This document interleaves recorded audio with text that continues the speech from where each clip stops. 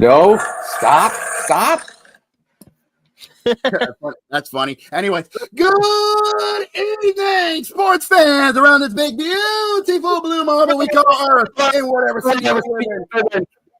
Welcome to the 150th episode of the VWU Sports Podcast. I am, of course, the owner and founder of the bar, Mr. Jacob B. You can call me Jake the Snake, JB. Call me whatever you want, just don't call me late for dinner. I am being joined, as always, by my co-host and bookie of the bar, Mr. C. Carter. And of course our other co-host, Brandon C, is here as well, but unfortunately his sleep schedule is not been kind to him, so he'll be here when he decides to knock the Sandman out with a kendo stick. But anyways, we're also being joined by our bouncer as well, and cowboy, Mrs. Zach George. Yo, I'm the podcast resident bull riding expert, as I've been doing some research for a project, but sadly, This podcast doesn't cover pro rodeo. Well, it might once it gains more popularity. But anyways, nonetheless, we're also being joined by our awesome regulars. First and foremost, the owner and founder of UCCW, Mr. Matty Dangerously. I think he's still busy with his tiger. Yeah, I'm back. Yeah, because he's pissed off after the Thursday night football game. Okay, no. Nah, hey, steady. Anyways, and we're also being joined by a returning man, finally back from his suspension. Well, he's finally back. Mr. Cody Hagan, the Hoosier, is back. Do you know what I'm supposed to be for Halloween if it was Wade? I'm Aaron Rodgers in the fucking darkness. Oh, come on. Oh, Lord. Hey, it's only a little over 2 weeks late, so fine. Why not? Look, I'm Aaron Rodgers. Fuck off. The Colts should have fucking won the last week. God damn. Hey, save it. I told you boys. I told you boys was going to stick to the schedule. Look, we called it. We knew it. But anyways, let's save the salt. Let's save the salt for later on in the main events. But anyways, we got a lot to talk about for this, the 12th of November 2024. But before we kick started, as we always knew, yesterday was Veterans Day, and we here at the VWU Sports Podcast, I was going to say, yeah, we do. Jacob's headset's not working, folks. So, all thanks to all the men and women who have proudly. Yeah, Jacob has had some. I don't think he has some issue with his mic, but we proudly do salute our veterans for protecting our country and protecting our freedom.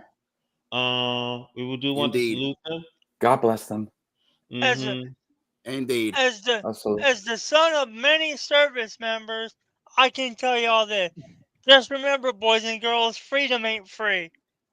That is true. No, it's not. They all paid the heavy price, both from the state and across Canada and many other countries as well.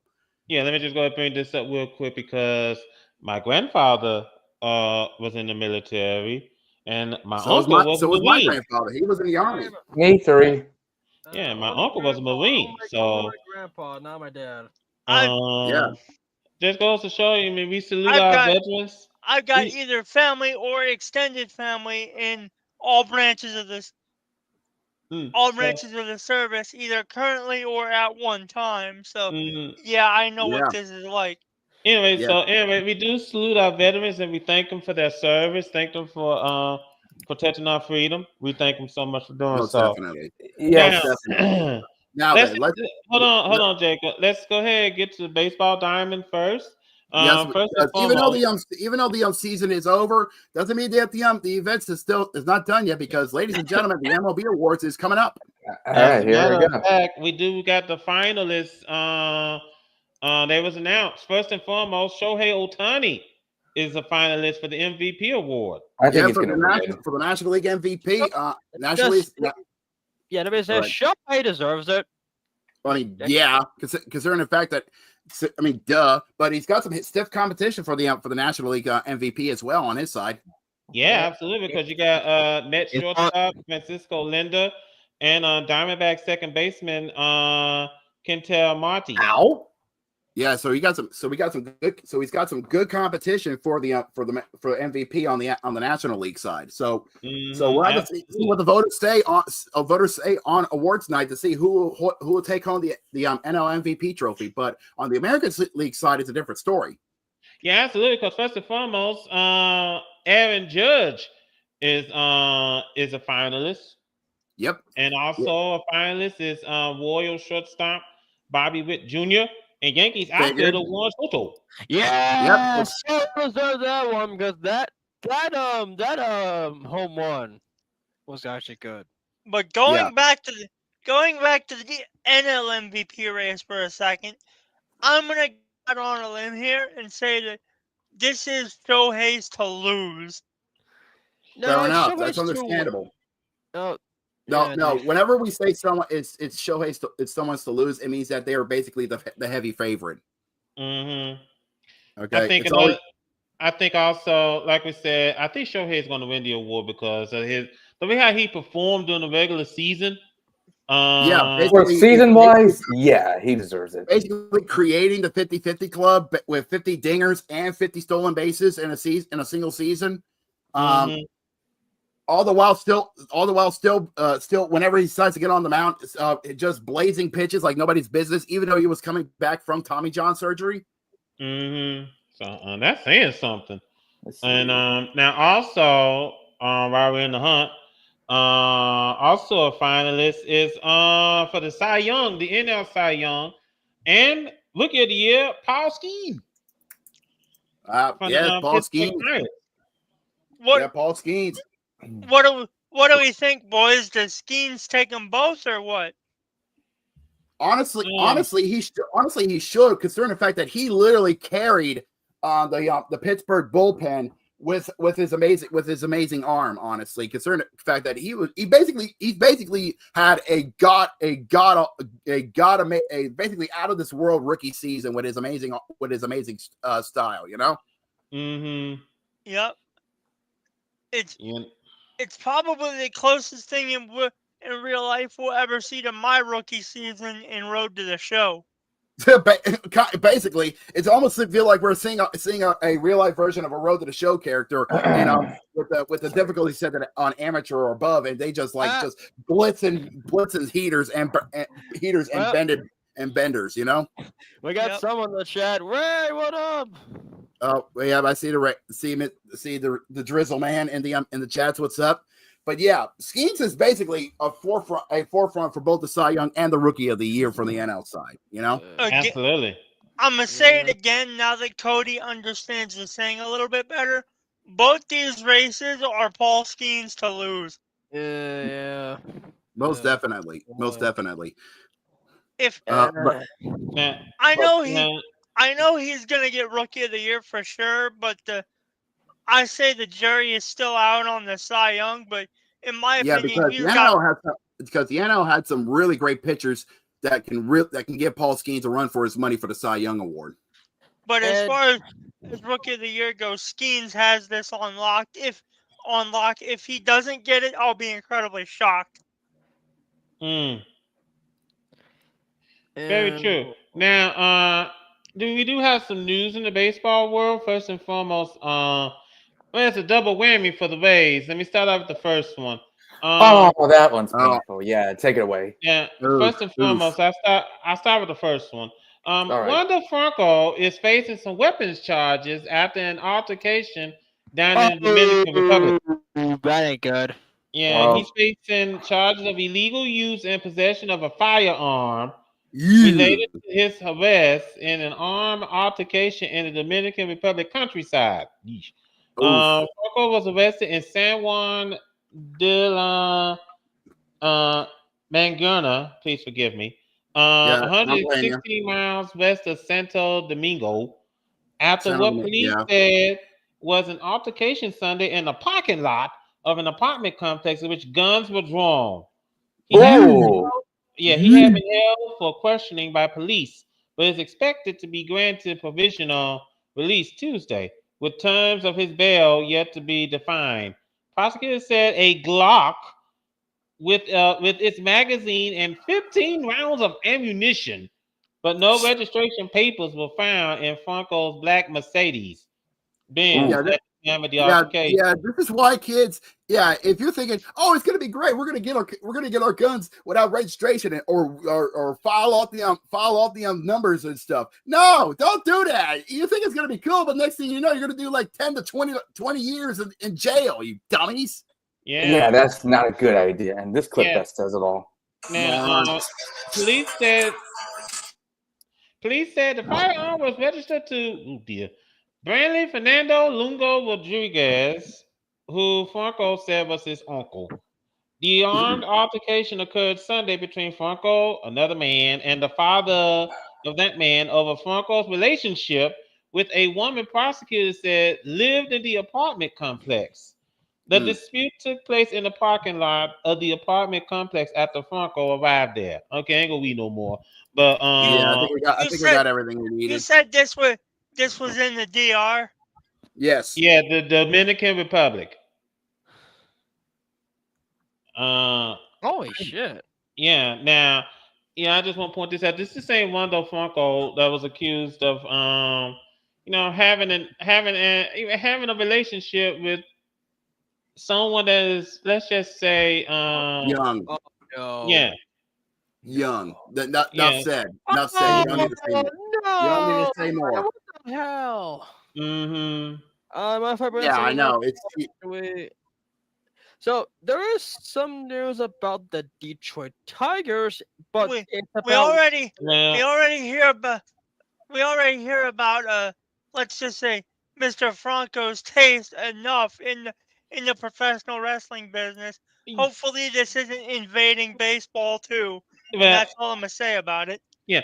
Now, I said that this was a double whammy because the Rays, we spoke a little bit about this last week. That stadium is not going to be ready next year. It's going to be ready they said it's going to be ready for 2026. Yeah. And the bill came in for possible repairs to the tomb. And it's expensive.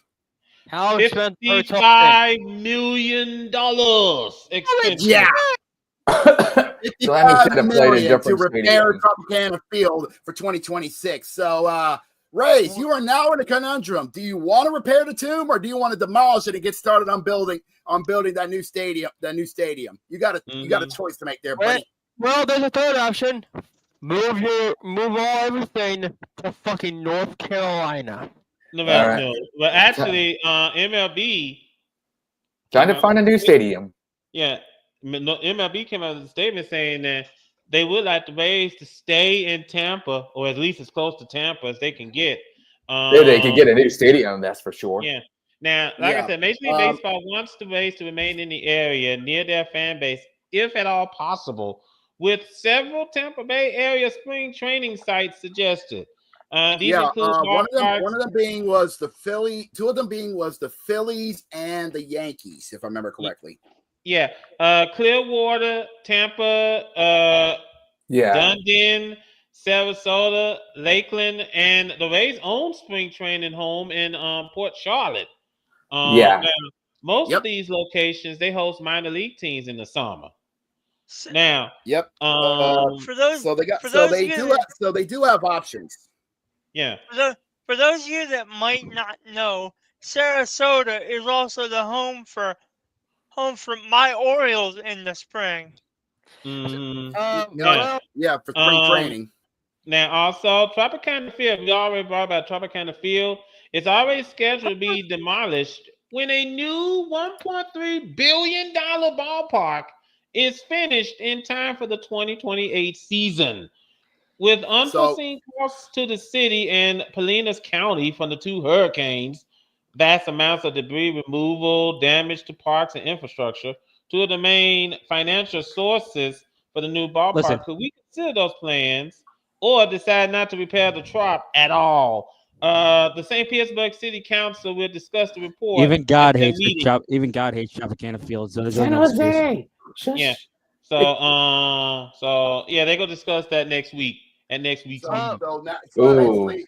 So basically, they are literally at decision day because either A, they're going to repair Tropicana Field in time for the 2026 season, or B, they're actually going to move forward with demolishing the stadium and get and possibly get plans set up for getting the new stadium ready to go.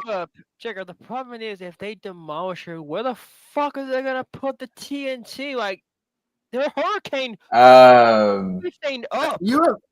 You really are dumb, aren't you? Cody, hold on. Let me arena demolitions have you on YouTube. You have not seen how a proper implosion works. An implosion actually works. They know how to do that. Exactly. Proper construction companies know how to do proper implosions. In fact, they will, if they get the go ahead, it will possibly be an easy job, and it will not cause that much damage to the surrounding areas. Like, yes, thankfully. I mean, you actually want a good example for a good implosion? Look at the Georgia Dome. Yeah, no. That's an improper because the reason why they had to do it twice is because 2 sections. I think it was the south wall and the northeast gate.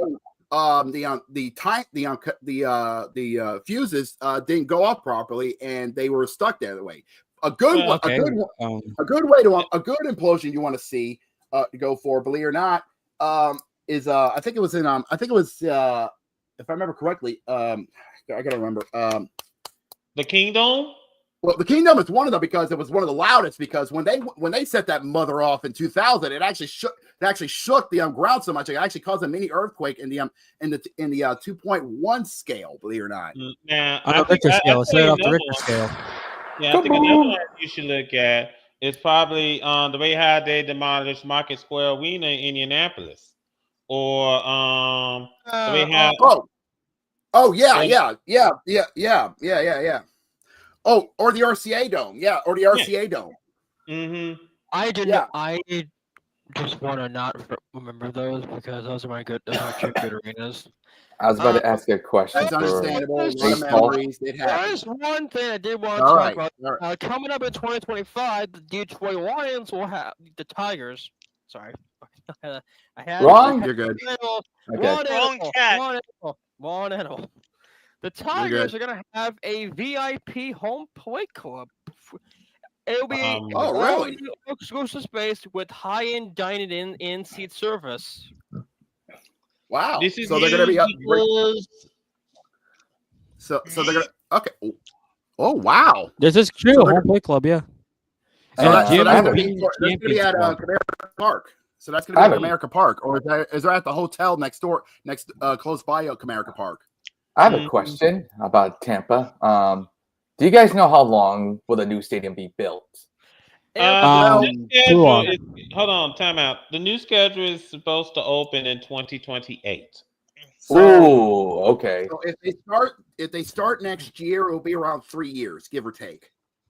How much are they going to keep spending, especially that new stadium, since they're going to repair that old they stadium? They said it was $1.8 billion. But adding into the if they do the repairs, it'll be around $55 million. But if they don't do the repairs, so it'll just be $1.8 million for the new stadium. Yeah, because I think what's going to happen, and we're going to have to quickly move on here. That's a lot of money for Tampa. Yeah, I think what's going to happen is they probably might just say, "Well, what's the point of us fixing the stadium if the stadium is going to be obsolete in 3 years?"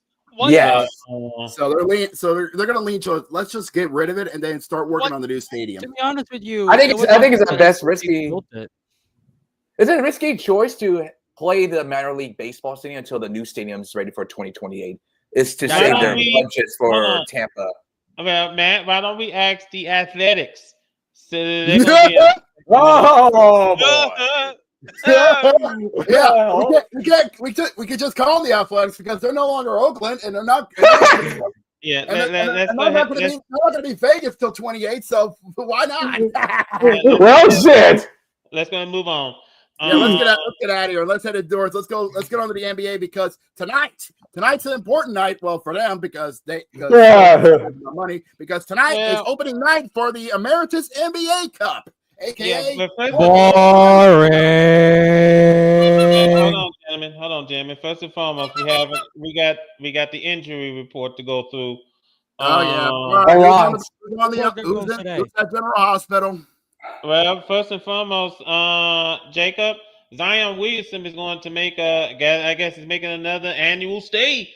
Again, why am I not surprised? Why am I not surprised at this? Yeah, I'm not gonna put the ambulance sound effect this time. It's not surprising there. That brother just needs to hang it up at this point. He's basically becoming a glass. No. Give me that fucking microphone. Give me that fucking microphone. Zach. Well, Jamal's here. Let him go.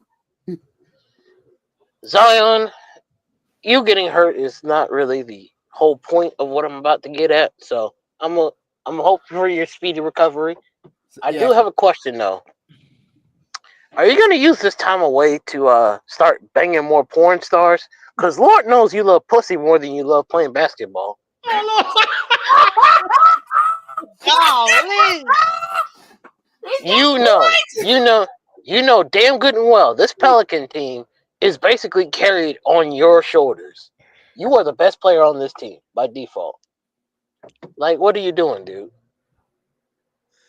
Like, I hope this is a legit injury and not you just doing what. Bitch. What the majority of NBA players are starting to do, where they're like, "Oh, I don't want to play," even though you wonder why the NBA's ratings are starting to go lower. NBA Cup. Never mind. Yeah, Zion Williamson is going to miss several weeks with a hamstring. With a hamstring strain. Week or two or something. No, several weeks. Probably blew it up. Pounding somebody.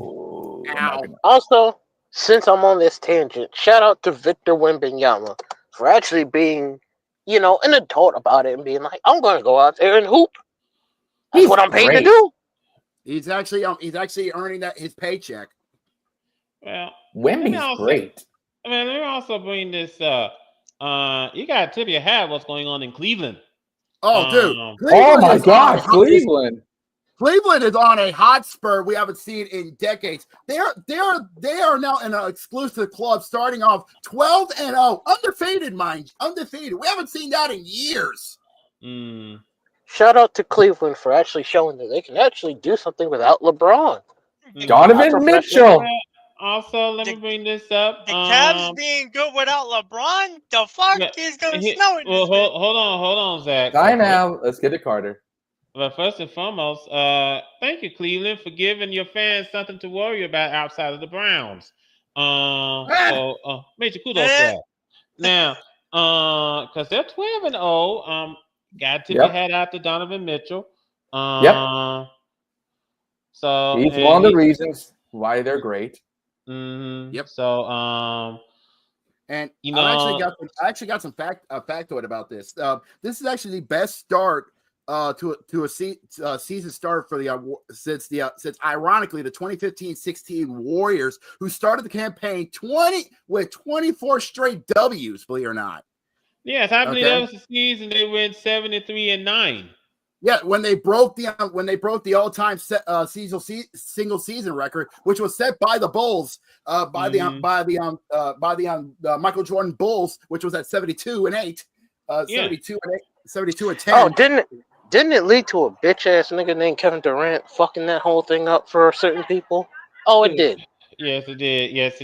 Yeah, which led to LeBron which led to the finals, which led to LeBron and the Cavs coming back from a 3-1 deficit and just taking the title from them. Not to mention the fact that it started three straight years of Cavaliers Warriors, and people are getting sick and tired of seeing it. So I'm still confused as to how the fuck the Warriors managed to blow a 3-0 lead. Like, it's y'all, whoa. First of all, Same reason It's Kevin Durant's team. 3-1. Same reason Kevin Durant's team blew a 3-1 lead. There you They go. sucked. 3-1 lead, not 3-0. Yeah. You can blow a lead when you get too cocky.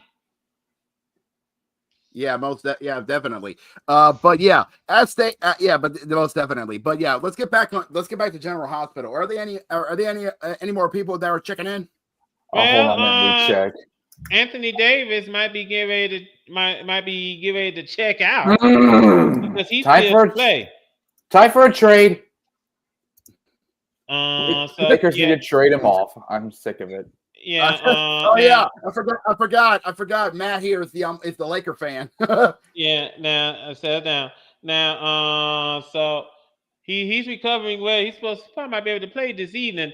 Might be able to play that next game. Excuse me. I think it's an eye injury. Yeah, eye injury. It was a left eye injury. Oof. Now, the biggest blow is Oklahoma City. The biggest blow is the Oklahoma City Thunder. Sorry about that.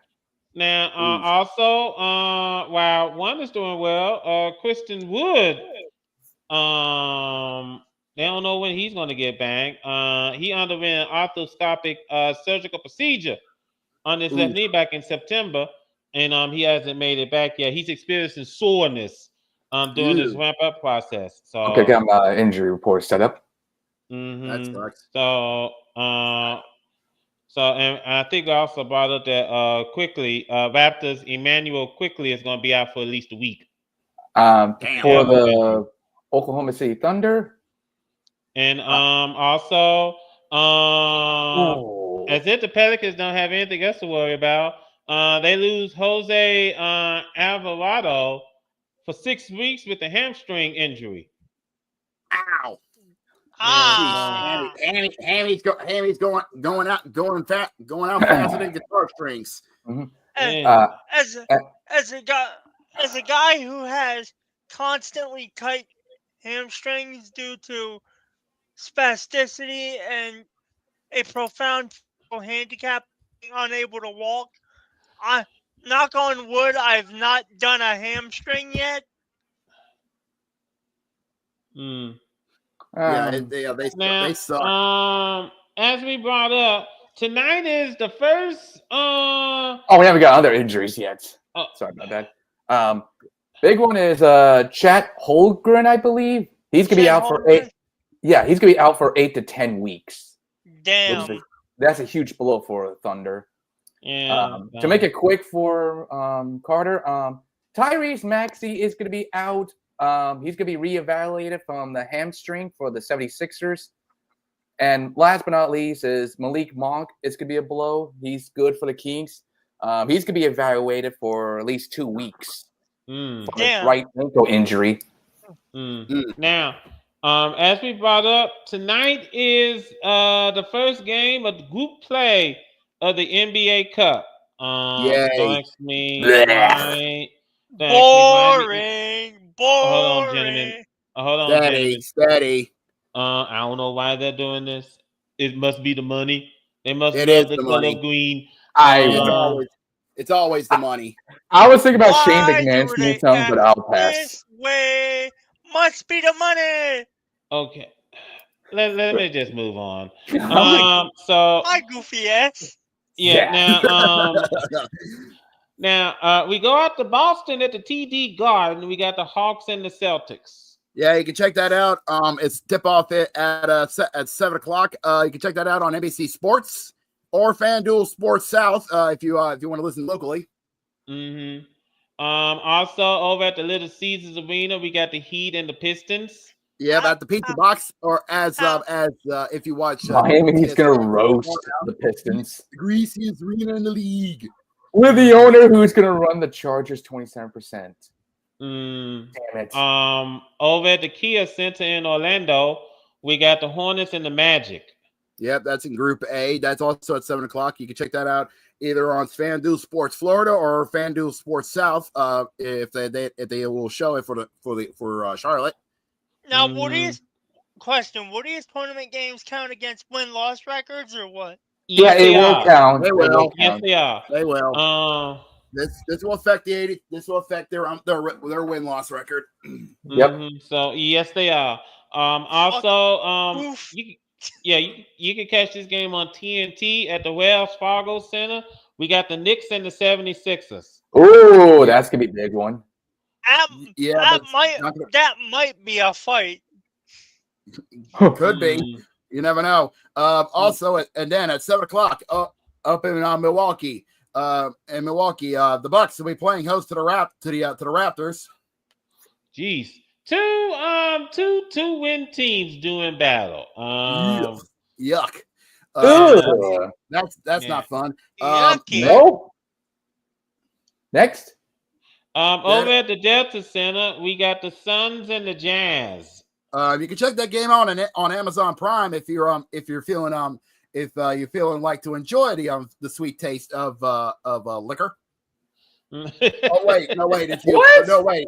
wait, it's it's Utah. They don't care about liquor. It's Mormon country. Yeah, I was about to say I don't think the entire state of Utah is the dry state, but you never know. No, they are a dry state. They don't care. They actually have laws. It's always snowy in Utah. They don't drink it in Utah. over at the Chase Center, we got the Mavericks and the Warriors. Now that's gonna be an interesting game right there. Yeah, you can check that out on TNT at 10:00. Rounding out the festivities at the Rose.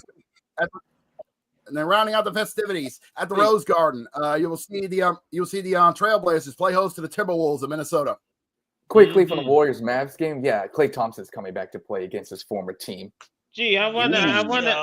That reminds me. I wonder what kind of reception he's going to get because over the weekend, I'm expecting a mixed reception. Yeah, I asked because over the weekend, Paul George returned to the Clippers, and he got booed heavily. Yeah, he thought it was ridiculous that he got booed. Well, I mean, because they thought he was going to stay with the Clippers, but nope, he went to Philadelphia. Well, he kind of felt that the Clippers lowballed him in office. Yeah, Clippers are a joke as always. As far as I heard from y'all just then, y'all said PG basically got booed out the building.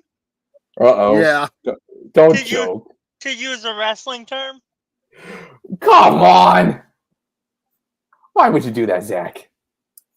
Fair enough. Yeah, all right. Move on. Let's get out of here. We're going to stay on the courts here, but we're going to go to the college side because we've been running through the because we've been running. We just got kick-started the college basketball season. It's safe to say the insanity has already begun. Yeah, I'm just looking over some of these scores we had over the weekend. Thus far? Well, yes, we did over the weekend. Auburn defeated the number 4 team in the country, 74-69. Don't you dare say it, Matt. Because here's the thing. What happened? Here's the thing. What happened was that apparently. Yeah, I said. Yeah, apparently over the hold on, time out. Yep, number 11 Auburn upsetted the number. Yeah, hold on, because we're over talking each other. What happened? Before it goes down on Saturday night. Hold on. Let Carter talk, please. I'm sorry. Yeah, I was going to say what happened was that apparently Auburn's flight had to be. Oh no! It had to be diverted, because some of the basketball players were fighting on the flight. Like what the hell? Oh Lord! They actually have fisticuffs on the plane. What is this? Yeah. What is it, 2002? I don't know. Brief pause for a second. Did someone say 69 earlier? Yes. Nice. Oh, man. Nice. Yeah. Woo. Okay. Okay. That's it. Sit down, all of you. Now, No. All right. Now, at least Brandon isn't there. Yeah. All right. So the two players that decided to throw hands at each other to portray Brock Lesnar and Kurt Hennig, may he rest in peace, were Josh Key Howard and Jaheim Hudson. I'm pretty sure Bruce Pearl gave them a stern talking to. Yeah, you could say that because he decided to tell him, hey, I hope you have fun because guess what? You're not playing on Saturday, you dumbasses. Yeah, yeah, he gave them a stern talking to after he made them go sit down.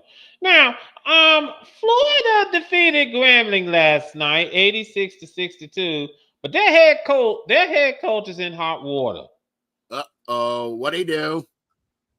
Let me get the story real quick. Well, apparently he's under investigation. Yeah, because he's under an inquiry. Here's Lord, I just saw it. Oh Lord. It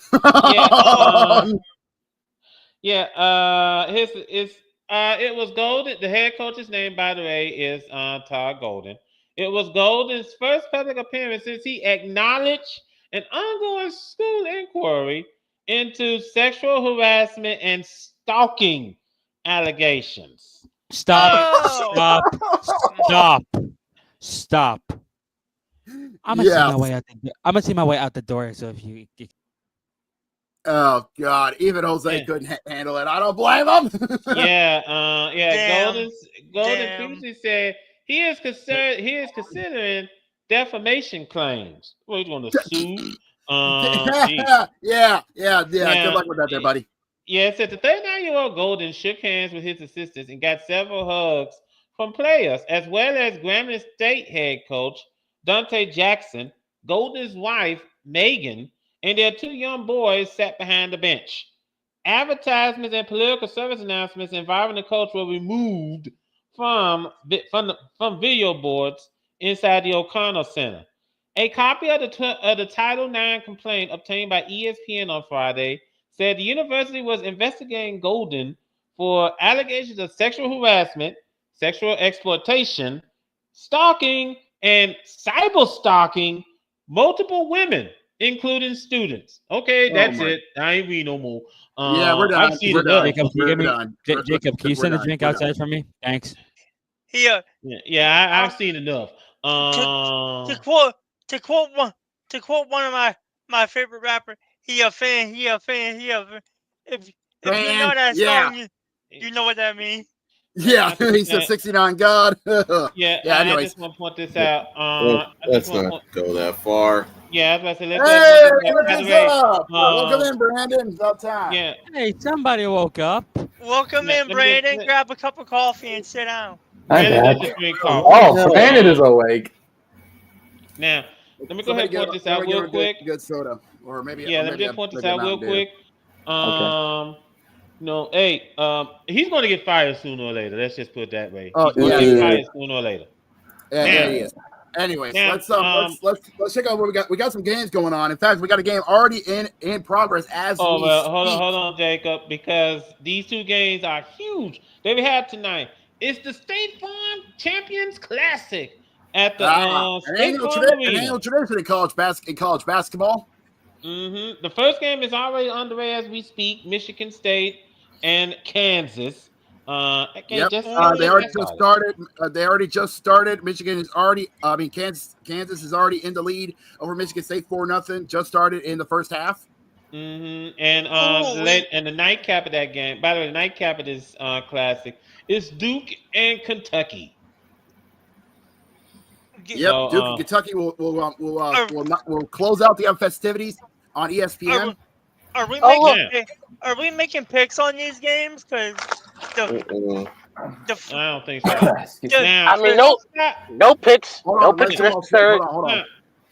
Outside of the class, I was about to say outside of the classic, we got Sam Houston and Baylor at Waco, and we're turning back the clock down in Oxford. South Alabama's playing against Ole Miss at the Rebels' old basketball arena, the CM Tad Smith Coliseum. They obviously nicknamed it the Tad Pad. But they're playing there tonight against South Alabama. Is there a reason why Ole Miss is that their old stomping grounds? Mm-hmm. Yeah. They do like a tribute to like a tribute to all their former teams. Okay. Last year they honored former head coach Rob Evans, and tonight they're honoring another former head coach and his teams. Nice. I forgot his name because he was the one that led Ole Miss to its first ever NCAA tournament back in 1980. So, wow. So he's being honored this evening. More power to him. Very nice. But that's pretty much it. That's pretty much it for the top 25. Hold on, before we even proceed, I'm gonna just go ahead and say the following: Duke and Kentucky. You said. Yep. Why do you need to make a prediction? We already know Duke owns Kentucky. Okay. Fair enough. Well, fair enough. I was actually, since you asked, I was actually gonna pick Kentucky for the upset because fuck Duke.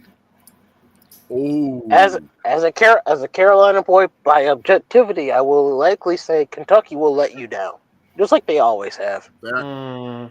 Yeah, I mean, fair enough.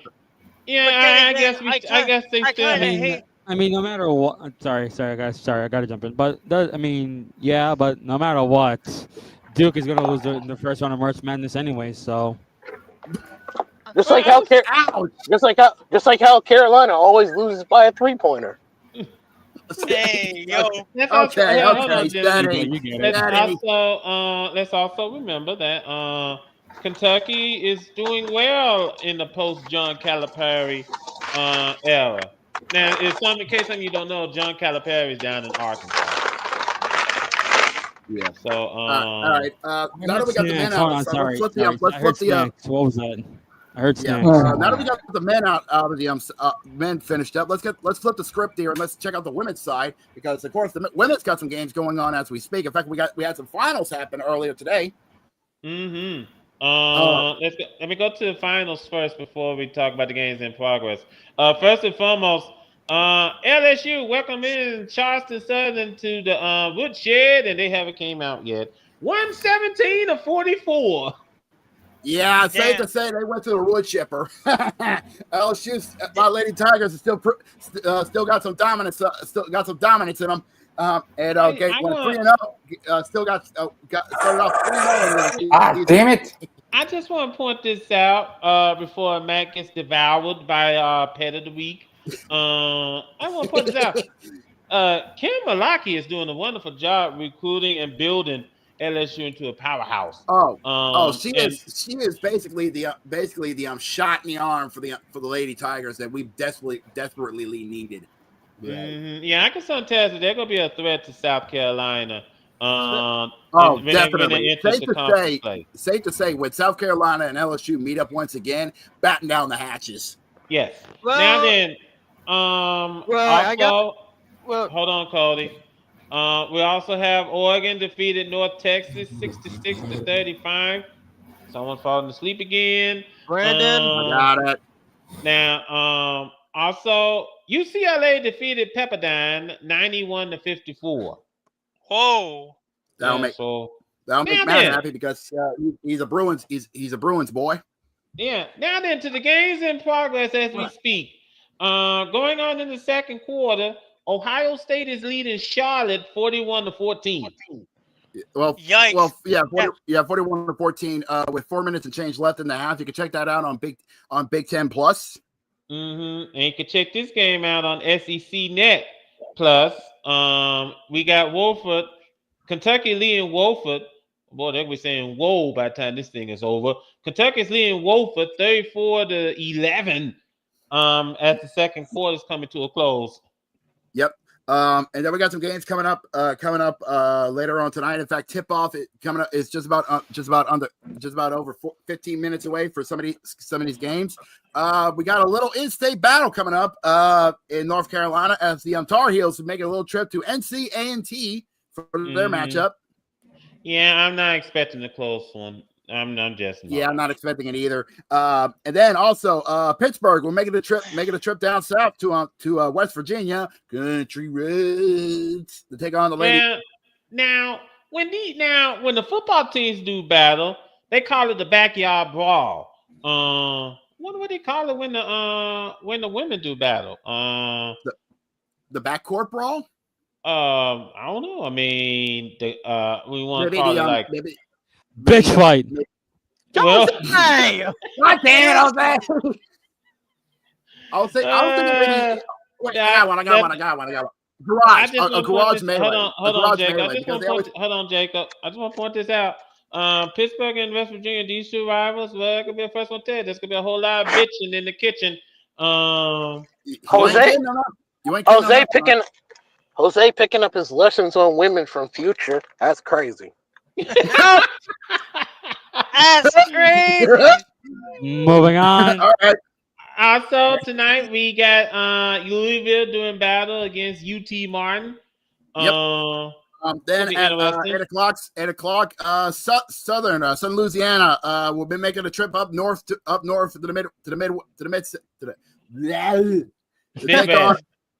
the Midwest take on Nebraska. And tomorrow, Indiana. Hold on, Cody, hold on. Hold on, who's your man? Over in the Galen Center, the nightcap, we got Cal State Northridge. They're gonna do battle against the Lady Trojans of USC. Yep. Lady Trojans should have this. Well, let's see what happens now. Cody, I know you want to bring up your Hoosiers, so go ahead. The men's have been doing pretty good. Just like the women's are 1-1. Not bad. It's early. Not bad. They beat. Right. They beat. It's Brown, early, so you got time. They couldn't beat Harvard. I mean, they fight against Butler. Hey, wait, it's not bad. It's all right. Wait, who did y'all beat? But then you go and lose to an Ivy League team. Say that again. The Browns. Bruh. The Brown Bears in the Ivy League. Yikes. So you beat Brown. You beat Brown, but you couldn't beat Harvard. Yeah. The score was 72-68. Oof. Okay, tough. That's pretty much the story of his life. Tough L. Yeah. Now let's go ahead and head on out to the ice, and we'll go head out to the ice with some breaking news. Yeah, we got some breaking news on the ice. Let's send it down to our correspondent, Mr. Matty Dangerously. What do we got? Okay, good. He's locked. All right. Oh, is it breaking news? Yeah. You're the one that said breaking news, so what is it? I calm down the Bango. He's already locked up. All right. Hope he doesn't get out of here. All right. Okay, I got the NHL breaking news. The Penguins, excuse me, have acquired a 2027 third-round draft pick and a 2025 fifth-round draft pick, originally belonging to Chicago, from the Washington Capitals in exchange for forward Lars Eller. Ooh. Well, Matt, there's more breaking news to that. You did talk about Chicago. So we get Eller for a couple of picks, is what you're saying. As I'm a Capitals fan. No, they get Eller and you get so they get a couple picks and you get Eller.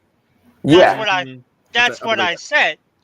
Yeah, that's what I'm trying to answer his question. Yes, Washington got Eller. So Washington gave away 2 draft picks to Pittsburgh in exchange for Lars Eller, the forward. I don't know much about Eller, so I can't comment on whether or not we won this trade. We won this trade. Was on the winning team of the Capitals? Am I bugging out? Okay, I'm sorry. What's Brandon saying? He wasn't on our cup team, I don't think. No. They were Washington back in 2016 through 2023. Mm-hmm. There you go. But that has to include the cup winning. What year did Washington win the cup? Was it 2019 when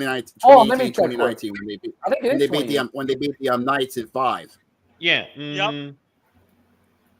Now, first off, we beat the Rangers in 7 to get to Vegas, but then we beat Vegas in 5.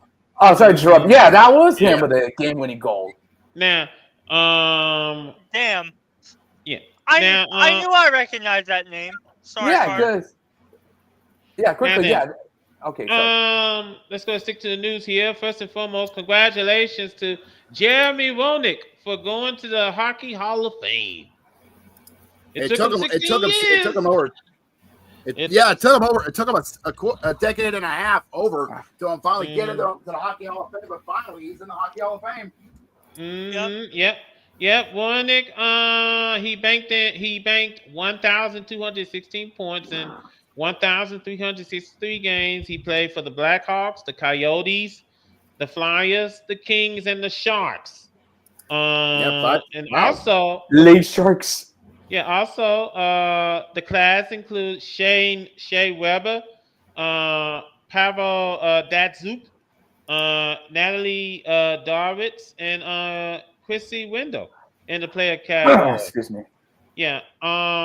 David Poley and Colin Campbell, they entered as builders. So congratulations to Jeremy Roenick for going into the Hall of Fame. He earned it. He earned his place. Almost definitely. I feel like he should have been in there sooner, but what are you gonna do? Now, but what are you gonna do? Yeah, now we gotta take a trip to General Hospital because Sabres' top scorer, Tanji Thompson, he's out with a lower body injury. Oof. That's gonna suck. He's gonna be out for a good bit. Yeah, and Maple Leafs gonna be in trouble because God, I'm gonna have a hard time pronouncing his last name, but I'm gonna try it. Max Pacioretty. Pacioretty. Oh, thank you. Wait, Max Pacioretty? Yeah, that Max Pacioretty. He's gonna be on the IR with a lower body injury. What? Oof. Hold on. Brandon's awake? Pacioretty's out? Yeah. Brandon's awake for the podcast for once? Holy shit. All right, enough with Brandon in the There he is. Now, on the flip side, Kevin Hayes for the Penguins, he's week to week with an upper body injury. Oof. That could be if it's week to week, it could be a strain. So that's the best case scenario. Yeah, it's true. That is true. Now then, we do got a lot of games tonight on the ice. We got a packed card tonight. Hold on, wait a minute. Go ahead, Cody. I forgot what breaking news. Oh, what now? I think I know what is it. it? I think it's Chicago. Yeah. Oh yeah. Go ahead. Yeah, I showed you guys before the podcast started that. Oh yeah. I know what he's talking about. Go ahead. Yeah, so unfortunately there was something going on between the Blackhawks and a certain player. I know what he's on Andreas has been assigned to the Ice Hogs. Yeah, he's been relegated to the Ice Hogs, and he's also been put on waivers as well. He's been put on waivers. Sounds like his career's slowly falling apart, much like King. Yeah. You hate to see it. Yeah, it happens, but it is what it is. When you're on, it is what it is. Sometimes your ability who goes with it. The finalists already for the awards I just put up. Jacob. Yeah, we talked about that at the start of the show. All right. Yeah, we got you. Yeah. All right. Let's run down what we got coming up tonight on the ice. Starting off, my Jets, my Winnipeg Jets, who basically came off on the hot foot, literally. 14-1 on the year. Good Lord, is going to make a trip down. They're going to trip coast to Manhattan to take on the Rangers. Let me just. You're heading to the Mecca. Yeah. Time out. Hold on for a sec. I just want to point this out. Like I said, the Jets have turned into gangbusters. I mean, sheesh. I mean, like you guys brought up, 14-1. Not too many people can say that in the NHL. You also got. Hold on, gentlemen. You also got, tall order. Good luck being the Rangers at MSG. Ain't gonna be easy.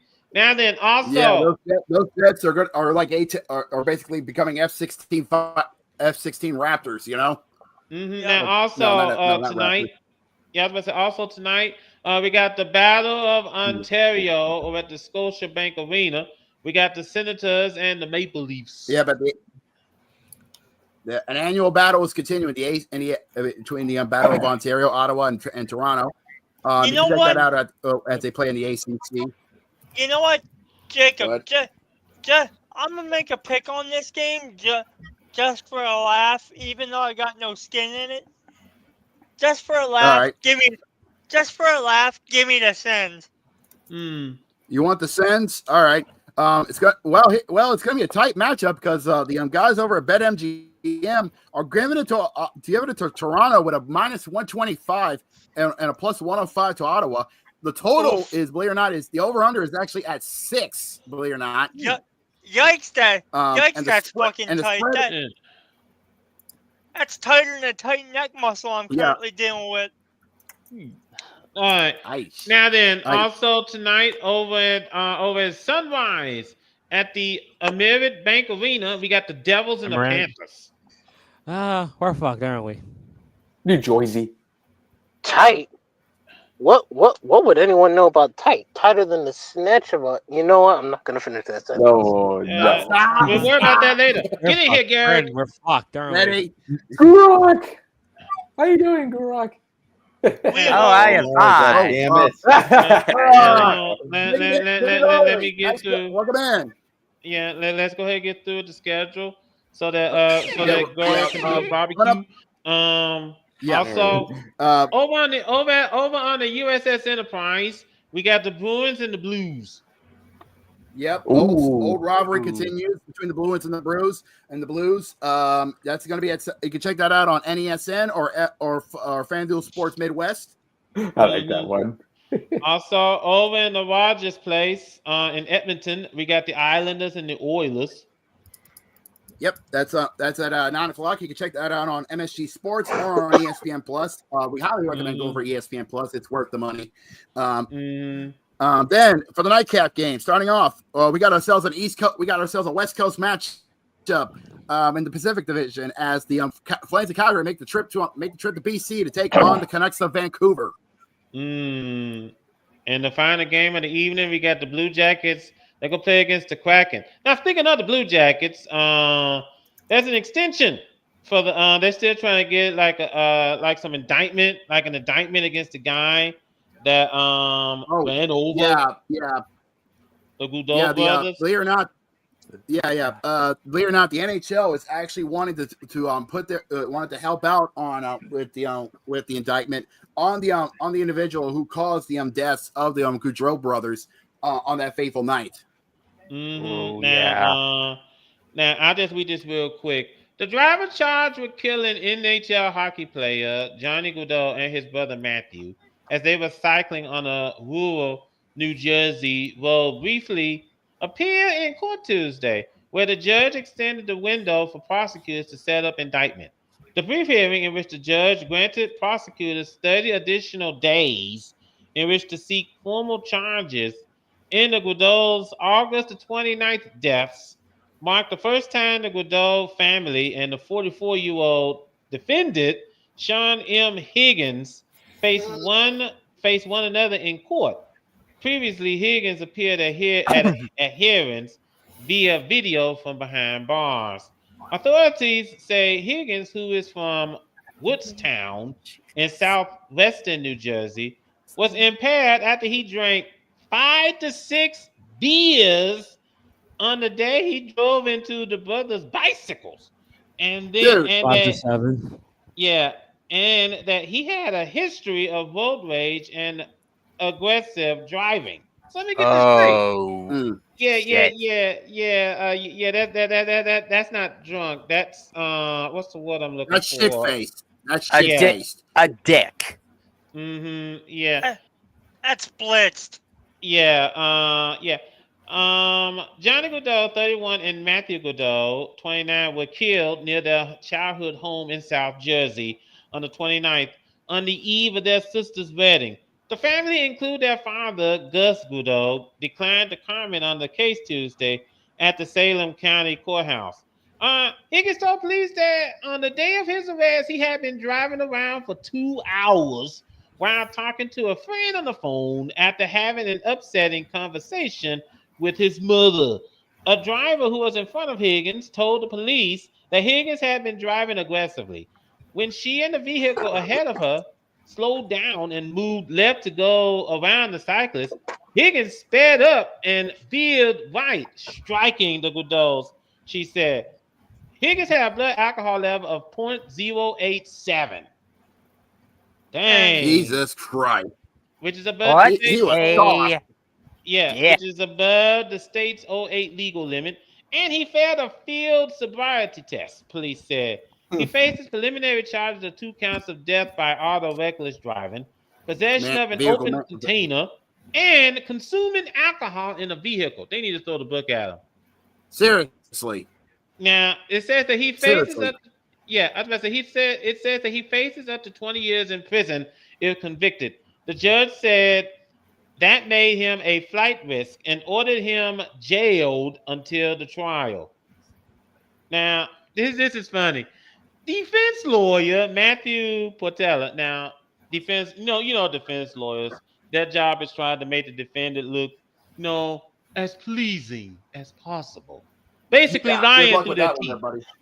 Yeah, defense lawyer Matthew Patelos has called Higgins a loving father of 2 daughters and a good person. Stop.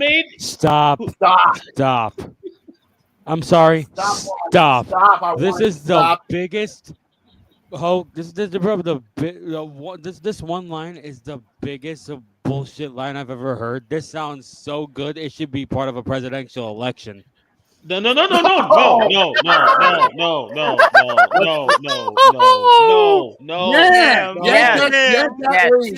Yes.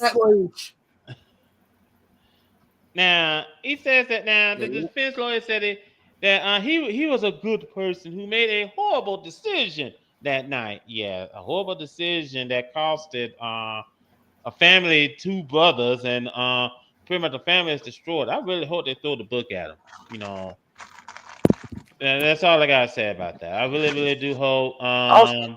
Also, let me spare y'all a lot of the breath. Defense lawyers are doing what they're supposed to be doing. I mean, let's not act like this isn't anything new. They're doing what they're getting paid to do. Yeah, you're not wrong.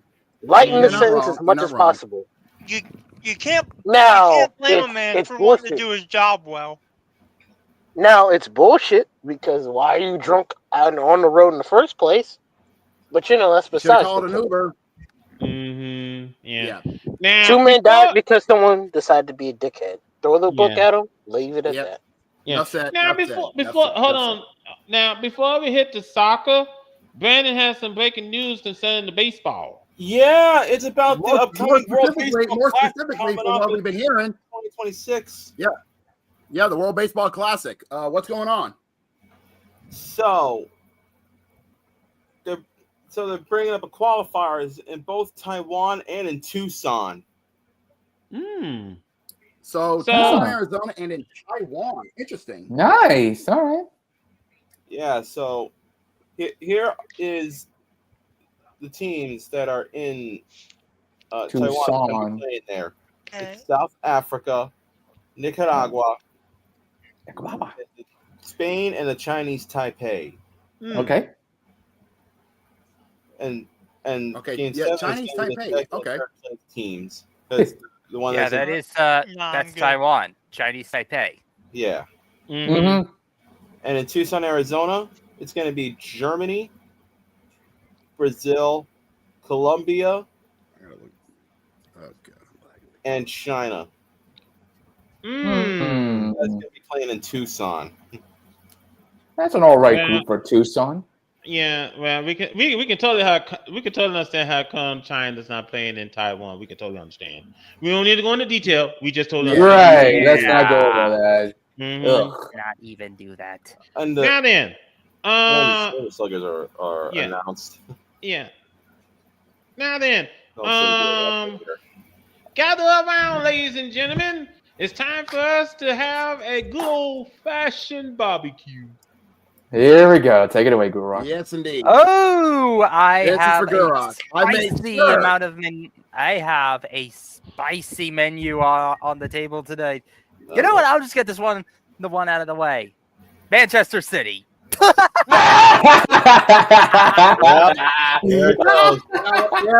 Oh wow. Yeah. 4 straight losses in all competitions. The first time that has happened since 2006, and the first time that's happened in Pep Guardiola's career. They lost to Spurs in the Carabao Cup. Then they lost to Bournemouth in the league last week. And then they lost to Sporting midweek in the Champions League. And now they've lost to Brighton. Like, I know that's back in the I league. know that. Hold on, Zach. I know that schedule congestion is a real thing that's happening, and they're banged up and they're screwed without Rodri. But my God, like, okay, I know they're probably going. It's minor though. They're probably going to. They're probably gonna bounce. They're probably gonna bounce back in some way, and there's nowhere they're gonna miss the Champions League on merit alone. But agreed. I'm still finding this so hilarious. It's so agreed. Funny. They've now entered everybody in Europe is laughing at this. Oh yeah. And now they've entered the international break. The last international break of 2024, 5 points behind Liverpool. Classic. Yep, they're first place. Now to another appetizer that came to my attention this morning watching morning footy. It is this. Was it Besiktas one? The one against Maccabi Tel Aviv? No, I'm saving that for later. Oh, okay. Later. Okay. It's the Argentinian Deportivo Riestra. They let on a YouTube streamer, and they put him on they signed him to a first team contract and had him start this past weekend. He played for 1 minute. Hold on. Let me interrupt for a second. Because actually the Argentine Justice Department is launching an investigation into probably leaks to illegal sports betting at the top flight side. Good boy. Deportivo Riestra. Oh. Field an influencer on their 1-1 draw with leaders Verza Saffield. Now, the team started, is it Ivan or Ivan?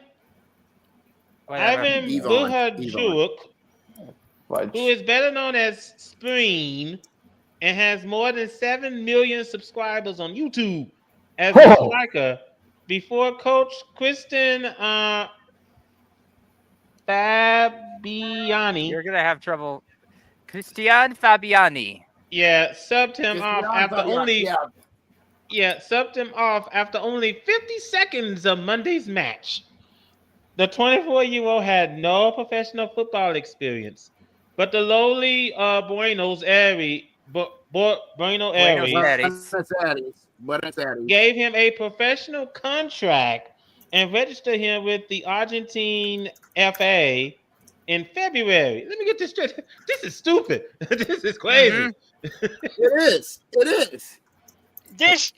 That'd be, hold on, time out. That'd be just like Pittsburgh Pirates signing urinating tree to play outfield. You know, or Steelers signing the Children of Adonis to be a kicker. Yeah, or the New York Giants, signing Fab Ports Vid to be the new QB. He'd probably do better than Daniel Jones, though. to be honest. Well, and we're going But still, this was a to New York again. publicity stunt. Yeah. This was a Christ. publicity stunt, and people in Argentina hate this. They are they find it an absolute disrespect to the game itself. Like Nico Cantor did a rant about this. Unless we remind you, Argentine football fans are one of, if not the most passionate fans to ever grace the world. Okay, lest we forget 2018, 2019, the super Clasico, in the Copa Libertadores final between River Plate and Boca Juniors. They literally nearly burned down Buenos Aires in the second leg at the Monumental.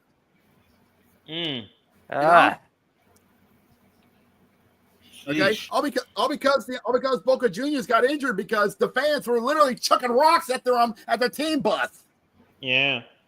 Now, meanwhile, while all that is going on, over here stateside, we had upset in the MLS playoffs. Oh, that's the main event, my friend. That's the main event. I'm not getting that. Let's save that for the main event because trust me, that one's gonna be a big one. But anyways, let's run down the table of what happened over the past weekend because they just went on international break for the international break. They won't be back.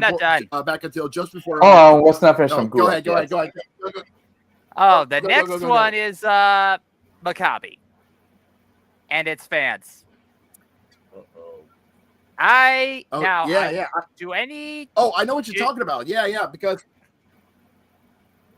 now I am going to preface this by saying to any Jews that are watching this, this is not intended to be an anti-Semitic rant in the least. No, not at all. Anti-Semitism in all of its forms. This is specifically aimed at the fans that are Zionist or that are that caused this, that are just terrible people. Oh, hi, Head Kid. Yeah, you just missed me tearing apart Man City. Excuse me, the main Man City haters here. I fucking detest them, as y'all know. I want the club to go I want them out the fucking league structure come December with the charges and all that. They're a bunch of cheating mercenary cunts. I thought it was going to be January.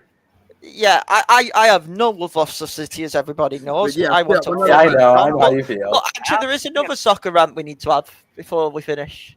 Oh yeah, let's continue the. Okay, thank you. Oh yeah, I'm actually doing a rare thing as a United. I'm actually doing a rare thing as a United fan. I'm defending Liverpool. Oh boy! Oh, okay. I was gonna get to that after my Maccabi rant, but go ahead. You go ahead.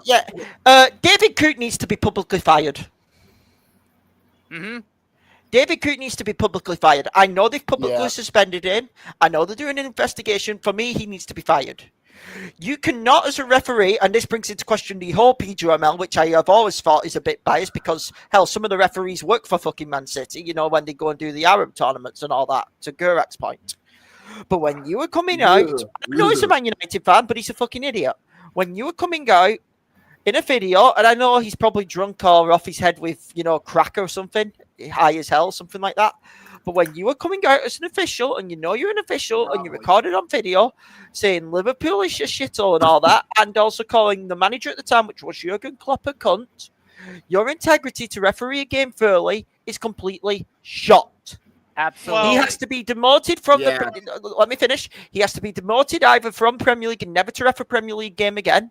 I'm serious on this. If you want him to keep his job, but as far as I'm concerned, I think if the PGML want to set a standard that we're not going to accept this, and we need to show that we are trying to change for the better to fans, because there's been enough questions on the PGML with fucking stupid VAR calls. I think about the one with United and West Ham 2 weeks ago, which we got fucking robbed. Thank you, Anthony Taylor, you fucking cunt. Hey, you should be thankful. What do you think? Eric Ten Hag gone. I mean, he did get Ten Hag gone finally, and hey, we've got Anaheim, and we're only 4 points off the top four. Hello, Chelsea and Arsenal. We are right behind you. Wait. But the serious thing is, David Coote needs to be fired. He has to go. Now, Head Kid, you know I'm a Man United fan as well, but I can't really watch football due to timing differences over here. But as for this referee calling, It's all about adjustments. Anthony freaking Taylor, terrible ref. As for this man calling Jurgen Klopp a catch you next Tuesday, what isn't Klopp known to be a bit of a catch you next Tuesday anyway? No, Klopp's a passionate man. I actually respect Klopp. He's why Liverpool had the foundation this year too. And I'm sorry, and Gurat can disagree, Jacob can disagree, but I'm very fucking adamant on this. It's why Slot's benefiting off Klopp's lasting legacy this season. I actually think Liverpool may get worse later in the season. That's when I start praising Slot if you keep Slot, if you keep the same consistency you've kept during the start of the season. But I think it may fall apart from later this season. And I definitely think next season you might see Liverpool fall down the league a bit. Unless Slot is the top manager, and then I'll eat my words. But right now, he has been benefiting off Klopp's legacy. All right, that's understandable. I'm not one of those. I'm not one of those who just see it through rose-colored glasses. I can see. I think it's a fair take. I think everyone can agree that it's a fair take. Yeah. Well, time will tell on that. No, it's a fair take, and everybody can agree with that. No, Gurak. Slot can make me eat my words if you're still top at table. Let's say March, April. By the money time. Okay, fair. What I'm saying is, right now, I think he's been a huge beneficiary of Klopp's legacy work. Right. All right. I get what you're saying. But most definitely. It's good for me to hear. We'll have to see what happens when we get to the new year. Yeah, David Coote needs to be fired. That we now then. Okay, hold on, Zach. Yeah. Now, Maccabi. Your fans are pieces of shit. You know that? Let's get into some Maccabi Tel Aviv issue. Oh, I know this, Rantin. He's right. Yeah, because I actually got the. Before a here's what's going on because their next game. Can you get him to talk? Let go. Yeah, because I still haven't gotten to Miami. So Maccabi's before, during, and after the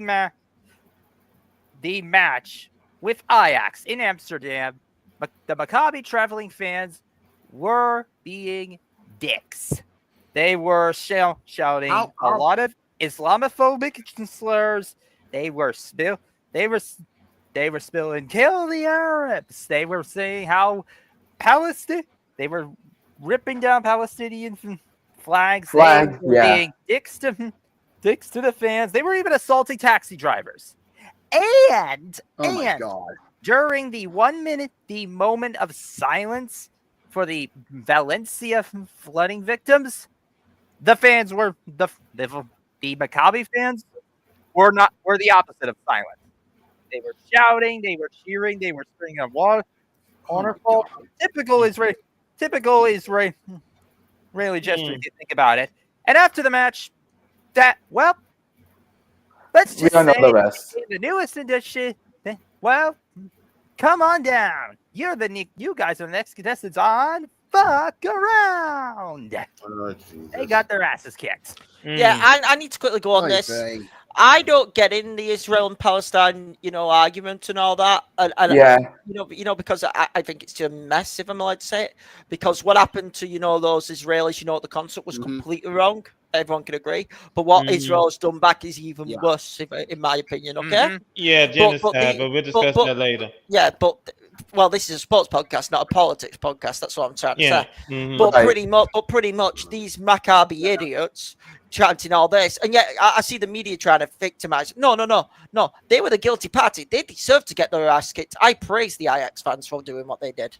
Yeah, and the thing, and I would go worse on it, but I actually have a friend on Facebook who lives in Amsterdam, and he actually has said that there was a Jew hunt in the days leading up to this. So I will not go. So that does not absolve them of sin, but I will contextualize that. But you are not free from this Maccabi. which leads me to the main attraction. Yeah, but make this quick. I got some. Miami. Hold on, time out. I Oh, got some boy. breaking news from MLB. Go ahead. You go. I'll wait. Oh, Yeah. Miami. Oh boy. Oh boy. Oh. What's happened? Wow, you are pathetic. All that talent, all that money, all that talent, all that money, and y'all got upset in the playoffs. They didn't just get upset, they got their asses kicked. They had Leo Messi and Luis Suarez, Jordi Alba. I want to see the rest of the Miami squadron and see how many big names they have. Oh my God. Something comedy about this, by the way, and I need to just mention it. Oh, 1 second. Gora's going to check the roster. No, something comedy which I just need to... Oscar Ustari, Davis Luis. There's no need to go through the whole roster. I'm just saying the big names. Yeah, you have all of that. Just something comical. Okay, go It's on. the fact Jordi Alba made the complaint to all the playoff system. Oh yeah, we'll get that. To get to that. Yeah, we'll get to that. Jordi Alba. The playoffs are not fair to us. It has to be this way.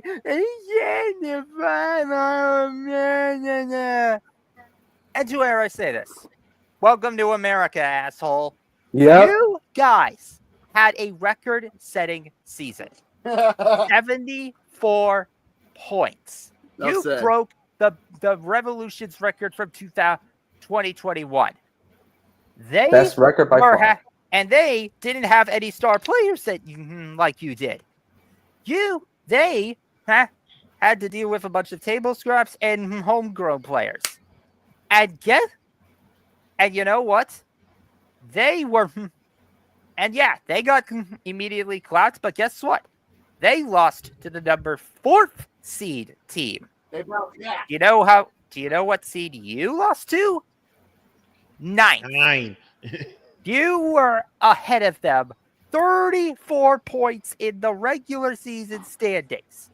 And you couldn't win, and you could only win one game. You lost the return leg, and you lost the all-important Game 3 because Messi wasn't enough for you. You want to talk about fair? Here's a better idea. Actually fucking show up. Here's something I'll say. Thanks for making Orlando's road to the final easier. Cheers, Miami. Yep. Now, the Silver Slugger Awards. I swear, I'm going to take that violin and go smash over your head. That was on Miami, by the way. Yeah. You're about to get El Kabong in a minute. What? Now, the MLB issued out the Silver Slugger Awards. Let me first start off with the NL. At catcher from the Milwaukee Brewers, William Contreras. First baseman Bryce Harper from the Phillies. Second baseman Ketel Marte, who's a finalist of the National League MVP. Yep, he's a Silver Slugger winner. Congratulations to him. Third base Manny Machado from the Padres. Machado. Yeah. Shortstop Francisco Lindor from the Mets. Yeah, another one who is a finalist of the National League MVP. Outfielder Jackson Merrill from the Padres. Outfielder Teoscar Hernandez from the Dodgers. Teoscar Hernandez. Outfielder Jurickson Profar from the Padres. Designated hitter Shohei Ohtani from the Dodgers. He's the third one for the National League MVP. And the utility man is Mookie Betts from the Dodgers. Now on the AL side, catcher is Salvador Perez. Yeah. Salvador Perez from the Royals. First baseman, Vladimir Guerrero Jr. from the Blue Jays. Second baseman, Jose Altuve. Altuve. Yeah, I'm just butchering names left and right. From the Astros. Third baseman, Jose Ramirez from the Guardians. Sorry. Shortstop, Bobby Witt Jr. Outfielder Aaron Judge, and by the way, the next three names, as we brought up earlier, are the finalists for the AL MVP. Shortstop Bobby Witt Jr., outfielder Aaron Judge of the Yankees, outfielder Juan Soto of the Yankees, outfielder Anthony Santander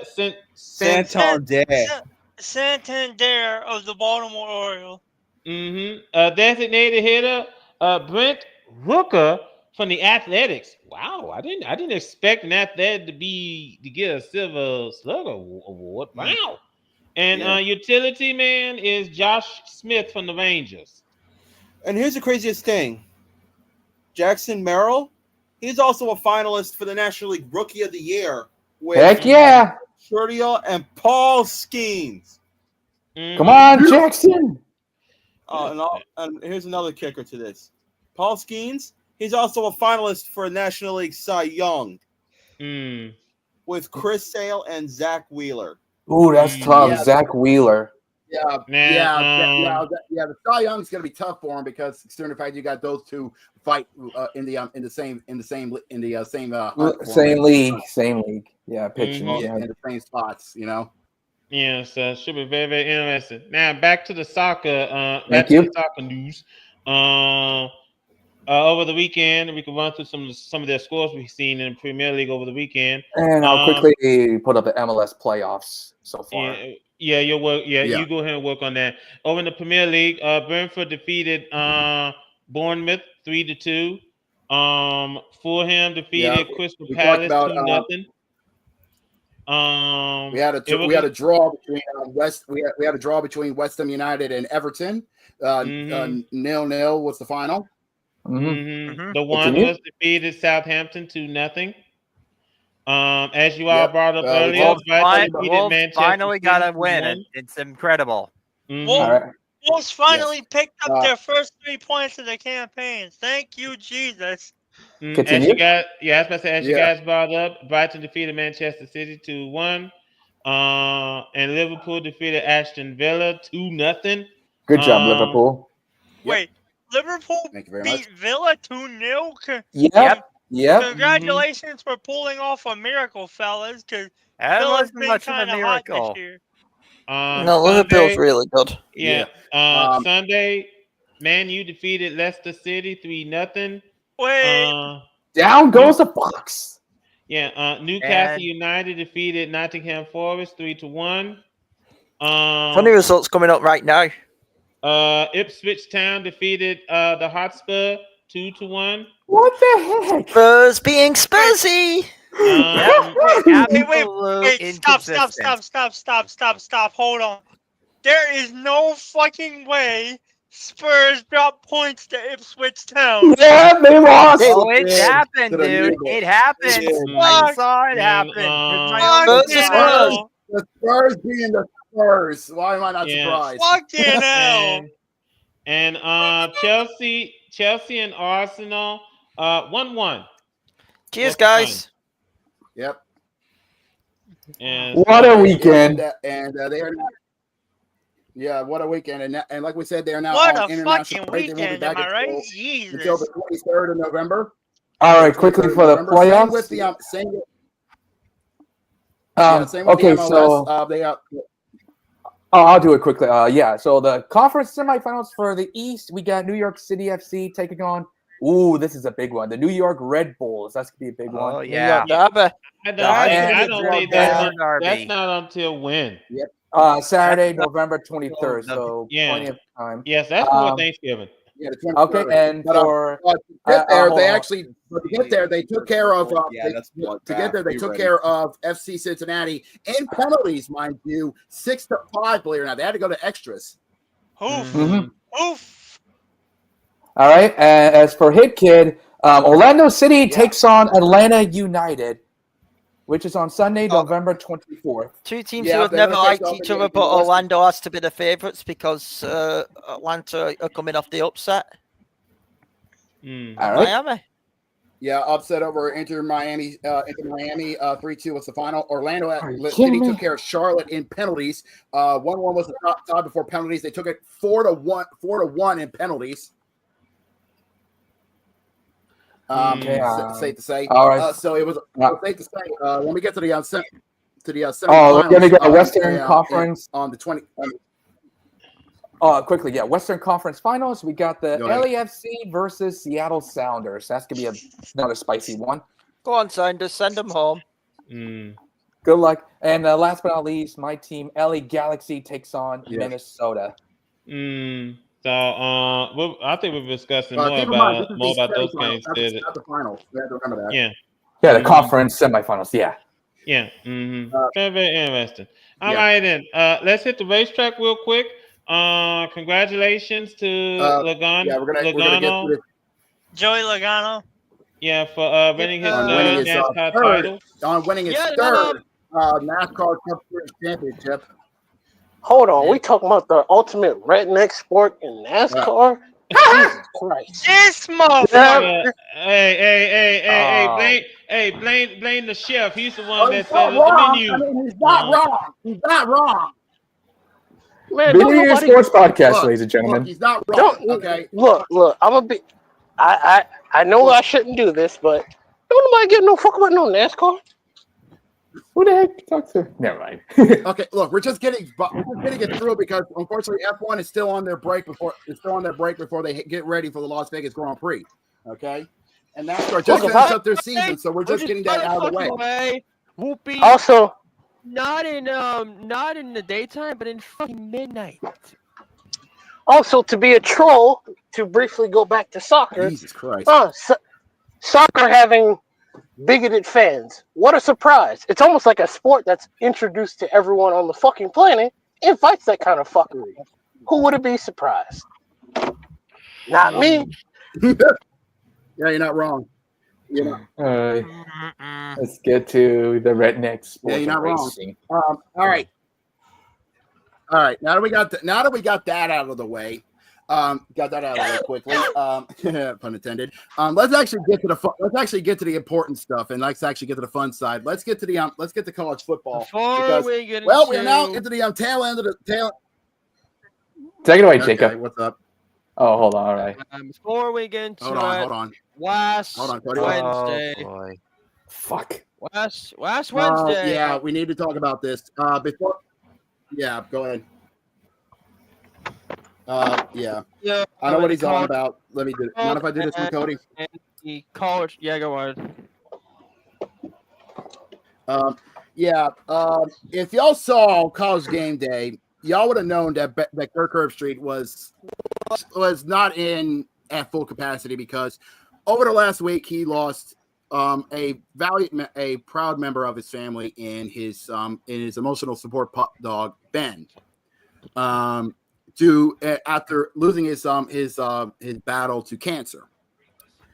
Ben was 10 years old in dog years at 70. And safe to say, the college football community, along with College Game Day, sent out nothing but support and love to Kirk and the family on the loss of Ben. And let's just say Kirk, well, he was overflowing with emotion on that Saturday morning in Baton Rouge. And we can all agree on this. Whenever you lose a pet, after you just when living with them for years and they giving you nothing but love and support, and you've been giving them back, it hurts. Okay, but there is a silver lining to this. Thankfully, Ben has some heirs to the throne. He has actually given 3 puppies. So thankfully, Kirk will have some pups to help him out with his emotional support. In fact, one of them actually came by in Baton Rouge. One of them, I think his name was Prince, and actually came by to help out. So safe to say, Kirk will not have to bear the brunt of his emotion. Knowing him, probably. Yeah. Anyway, but yeah, but all of us here at the bar send our condolences to Kirk, the Herb Street family for the loss of Ben, and knowing him, he'll be able to he won't have to worry he won't have to take this for long because he has some good friends and family to help him get through this. Absolutely. And I actually wouldn't expect to see Herb Street back for. Well, I wouldn't be surprised if he takes the rest of the season off just to deal with this. Well, I think the thing of it is that I think he's still working. Because he's still working. He's taking it well. I was about to say, let me just bring this up because you can hear him every Thursday on Amazon Prime Thursday Night Football. So yeah, he's still working. All right. Yep. Yeah, Thursday Night Football. But then again, some people who, Jacob, real quick, some people who really enjoy their work or have a passion for something will throw themselves head first into that thing as a way of dealing with grief. So he's probably just throwing himself into his work as a way to cope and try to compartmentalize all the grief and the pain and whatnot. I should know because I tried something similar after my mother's husband died of esophageal cancer. We get sad when we lose a pet. That is true. Well, everybody does. Let me interject. Let me just speed this along. We do send our condolences. However, we do. Let's make it quick. Yeah. Now, also, this just came in. The SEC. Ole Miss and LSU pay up. The SEC fined Ole Miss $350,000. Is it a storming on the field again? This for fan incidents. And LSU $250,000. Ole Miss incurred a Ole Miss incurred a $250,000 fine for a second offense of the league's policy prohibiting fans from entering the field. There you go. Yeah. That's how, well, hold on. We'll get to that. We'll get the reason why on that after what happened. But before that, well, speaking of LSU, I have some bad news, and I think our good friend Evan can speak for it best because it's now time to go take a look at the tracker. Welcome back for Week 11 of the College Football Playoff Elimination Tracker. As always, the rules. For the Power Conference teams, it's 3 losses and you're out. For the Group of 5s, it's 2 losses and you're done. The only loss that instantly eliminates a team is a loss against an FCS opponent, and a Power Conference team losing to a Group of 5 is not instant elimination. Furthermore, when a team gets eliminated, they do not come back. That means it's over, they're done, bye, see you next year. With all that being said, we entered the week with 27 teams in the hunt for the College Football Playoff. Let's see who bowed out in Week 11.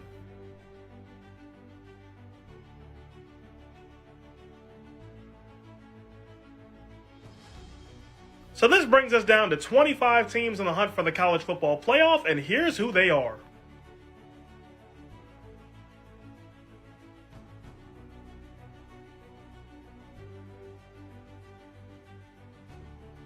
And there's 2 elimination games this week.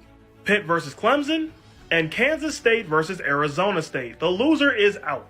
So, think your team's getting in? Let me know in the comments. Ooh, Pittsburgh and Clemson. Interesting game. What? Wow, boys. I missed that entire thing because my PC locked up, but that's all right. I watched it. I watched the tracker yesterday. And you're fucking me right now. Look at what happened on Saturday. Whoopee. Yeah. This guy's not. Season, bitches. Okay. Let first and foremost, because sometimes this guy gets more happy what's going on in college football than how his coaches are doing. That's beside the point. Hey, now, let me just bring this up. First and foremost, the reason why. Okay, I'm gonna show something real quick. My neck. Come on. Let's speed through this, boys, because it's 7:30. It's 7:38. Okay, there we go. Yeah, we gotta catch up. Come on. All right. Nonetheless, safe to say. Nonetheless, let's get through this quick. Let's get to the top 10 for the selection committee. Safe to say, Hoosier Man's going to be excited because both the remaining.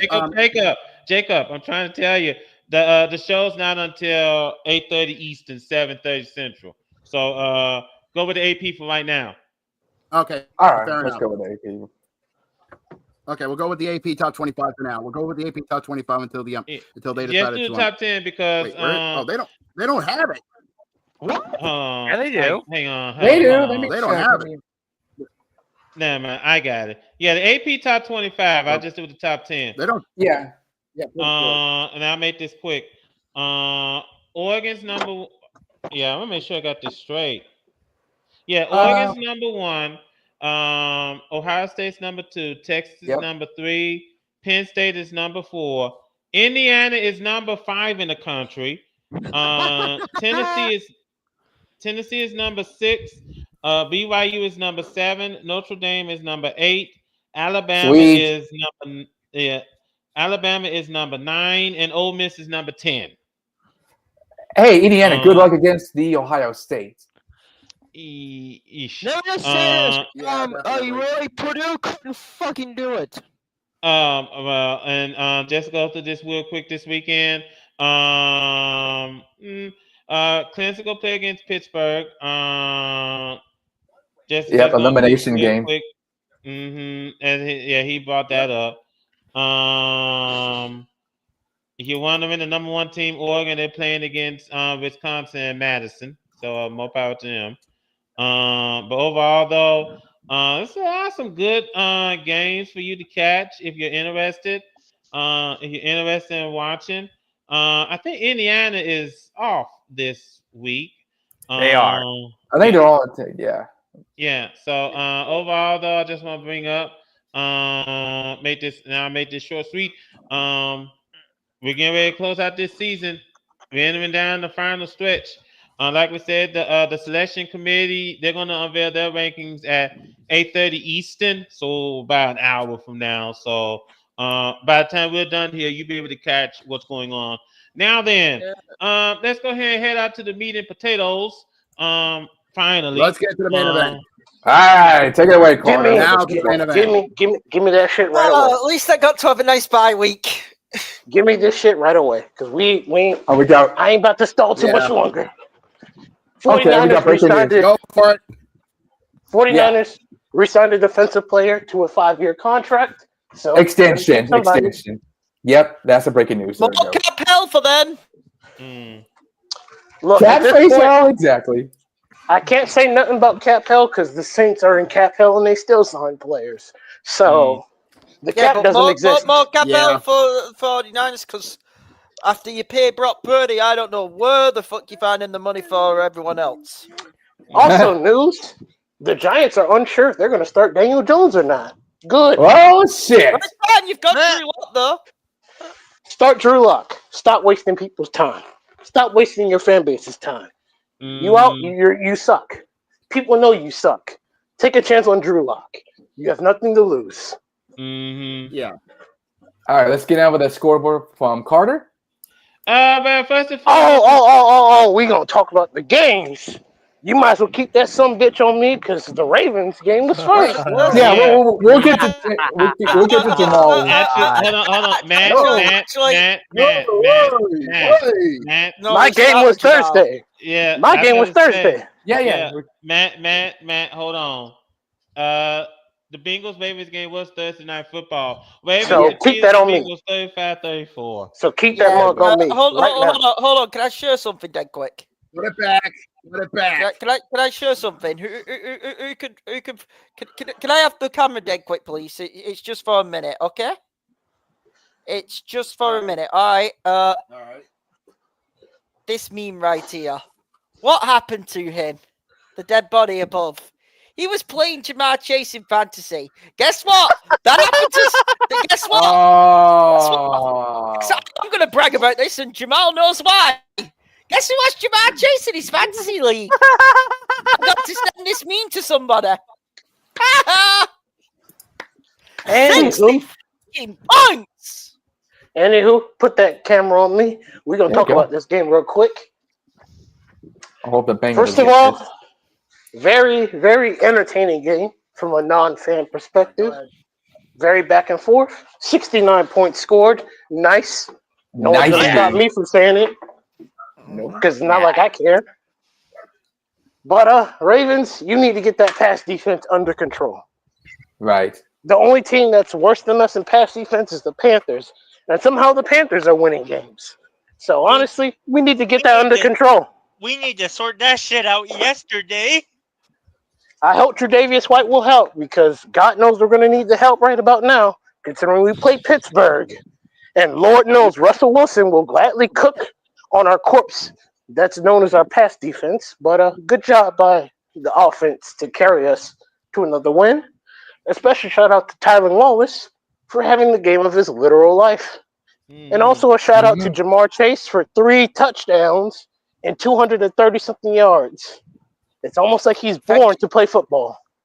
Thank you towards my money league, Jamar Chase. to say I woke up to complaints Friday morning would be a very much an understatement, as Jamal knows. Anywho, next game, the Sunday night game, the Sunday morning game. Correction. Yeah, I was about to say. Watch this. Munich, I watched this. God. Hold on, gentlemen. Over in Munich, Germany. We witnessed the game. Well, Munich witnessed the game. They probably wish they could stay home. It was 20-17 in overtime. I actually need to say something. So I watched this game because it's a decent time to watch it in the UK. Can I say I'm happy for Bryce Young? Yeah. Can I say I'm happy Against for the Bryce Young? New York Giants. I want to say I'm happy for Bryce Young. Now that I'm off the Panthers, Giants, you're fucked as a franchise. Look at Brandon. Look at Brandon. He is the dead. Put Brandon on the camera right now. Look at that, ladies and gentlemen. That is a dead New York football fan. Let me first. I think we got Brandon on mute because he was asleep. Let me check and see if he's up. He is now. He's not. So I just gonna put the mic back. He's trying to sleep through it. Now, I think the thing of it is that what happened. Well, first of all, this bye week could not have come at a better time for the Giants. Now they're gonna have to decide to finally end the Daniel Jones reign. Yeah, I think the question has to be asked. Do you want to stick with Daniel Jones? I mean, let's face it. This rate, the season's over. Carter, Carter, let's not even bother asking the question when you know the answer. No. Stop starting him. They have to move on. Or better way is snap out of it, Giants. Move on from Daniel Jones. Move on. He sucks. He's not good as people thought he was. That boy is ass. All right, I think Brandon was trying to say something. I knew from the very beginning that the Giants drafted him that Daniel Jones was not that guy. Everyone went upset after when that happened. The problem with that is he won a playoff game in 2021. So there's your expectation. It gets boosted up even higher. Even though objectively, Brock Purdy's a better quarterback with significantly less. Yep. Brock Purdy is a better quarterback, and that ain't even a discussion. By a large margin. Let's also bear this in mind that the guy who drafted him is long gone, Dave Gettleman. So yeah, it's almost like some Giants management doesn't know what the fuck they're doing. Oh, wait a minute, they don't. Exactly. Yeah, I'm pretty sure they're still kicking themselves for showing Saquon Barkley the door.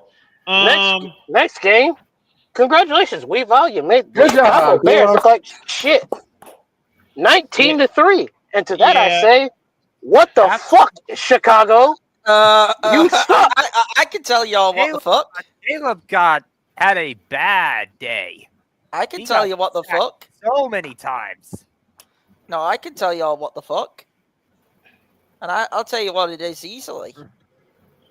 Shane Walden. We suffered it with him in Seattle. He is fucking useless. He's horrible. He played his ass today. Rightfully so. Yeah, I was about to say, he's useless now. He's out of a job. In fact, that's not even the only thing that was useless. This top 10 defense didn't do anything. Yeah, the offense is responsible too, but everything was useless. 19-3. What are we doing?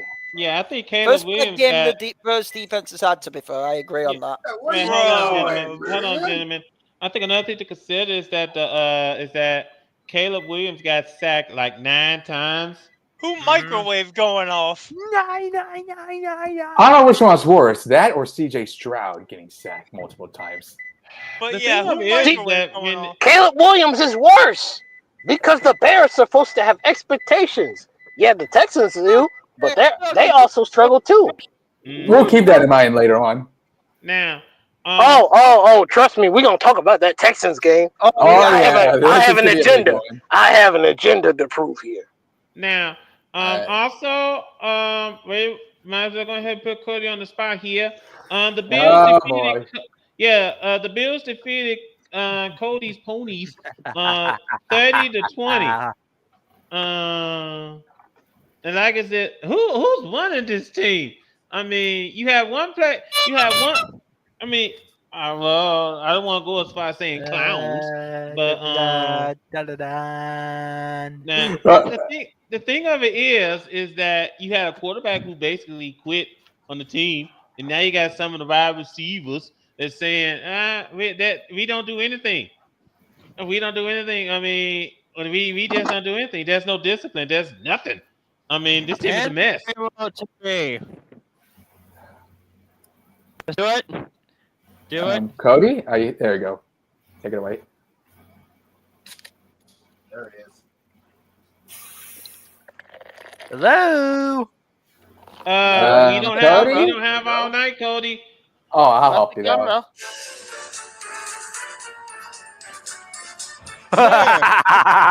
There it is.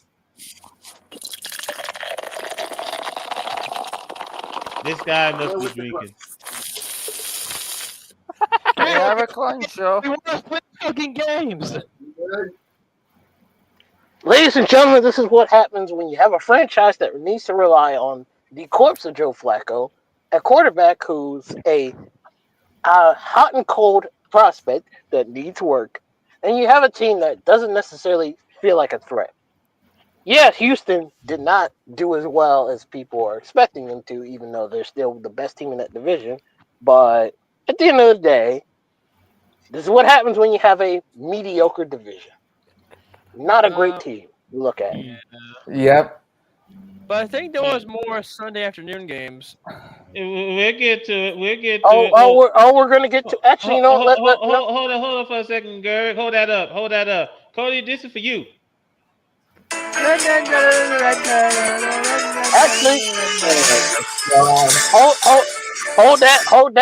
hold that some bitch up for fucking Tampa Bay because they lost to San Francisco 23-20. Okay, let me break this down for a second. And you know what? Like I said, fucking clown shoes operation. No. Here's the thing. First and foremost, we are not clowns. The defense is a joke, but we're not clowns. Taboli? Yeah, well, he's the ringmaster, but that's beside the point. Now, how y'all lost the 49ers? Hold on, Zach. Now, here's the thing, because Baker Mayfield is doing all that he can. Lord knows he's doing all that he can. Yeah. You can barely pretty much do anything. We don't have a line. We don't have a defense apparently, because as soon as they matched the title 2020, I had a hunch. I said to myself, this defense is gonna let us down. Wouldn't you know it? Sure enough. The defense let you down. Mm-hmm. I mean, I'll be the first one to tell you, they'll be good pallbearers because they know how to let folks down easily. So they'll be good pallbearers for a funeral.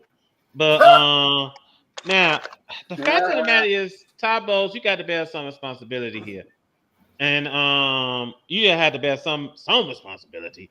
You're supposed to be the defensive guru, and we can't stop anyone. You're supposed to be the defensive guru. And the defense is just non-existent. Nope. So, and like I said, The fact that these motherfuckers could have won the game because Jake Moody missed 3 field goals. Yeah. How do you not capitalize on 3 missed can I quickly field say goals? something? Can I quickly say something? I need to jump in. Okay. Go ahead, hey, kid. No, we'll get to the game later this weekend, but I will still say I can't believe how much they paid that cornerback. Holy shit, what an overpay. Thank you, Niners. Nah. But these Niners, even when they're getting healthier, are still not it. They are not. They're definitely not. In my opinion, they're definitely not the NFC favorites, and I don't think they'll be. I don't think they'll be in the NFC Championship game. No, if you want to know a team that has no, hold on, Cody. Hold on. Is there a saying how they do it? I don't know how they do it. Chiefs defeated the Broncos 16-14. You want to know how they do it? Hold on. Everyone, shut up. Shut the fuck up. Stop. This includes you too, Jacob, because you were doing a lot of complaining earlier. I'm going to go ahead and cook up a storm. Yeah. You want to know how you beat Kansas City? You stop giving them chances to win. Stop it. Every single time you give them a chance to win, they're going to capitalize. Why is it being lied down on a single field goal to finally beat them? And you're surprised that it got blocked? Woo! Stop giving Kansas City a chance to win. This is the same. Hold on. This is the same fucking cycle we went through with the New England Patriots. I'm sorry. Do you want me to feel bad? No. Get the fucking job done. You want to beat Kansas City? You beat them by 2 touchdowns. You keep pounding the ball down their throat. Don't give them a chance to win because you know their defense is going to try. And here's the thing. Dan Orlovsky broke it down today on Get Up. They were trying that block on that guard of the Broncos offensive lineman all game, and they knew we would eventually get to him. Just happened to get to him in the most clutch moment, like the KC bullshit rolls on. And I'll make this right now. Just watch this week. We'll get into the game this week, but just watch. They've been playing poor. I think KC are in the because the game Pacheco back. I believe that is due either this week and next. Pacheco is back. KC are due a performance where they're going to just remind you that we're unbeaten, but we're the best team in the league. Yep. Now, also, point up. Hold on. Hold on. Let's get to Carter. Now, also, congratulations, Davin Vizzy. You got your first win as the Saints interim head coach. They defeated the Falcons 20-17. Well, we thought the Falcons was going to win, but the Saints got something with their new head coach. How in the bluest of blue fucks did the Saints beat the Falcons? How? Falcons have a shit defense. Even still, how? We're back to our regularly scheduled ass Falcons programming. Nah, I don't think. Hold on. Pause all of this. After all. Pause all of this. What's the Atlanta Falcons record?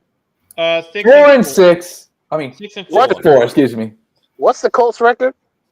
4-6. 4-6. Yes. Okay. Who's ass again? What?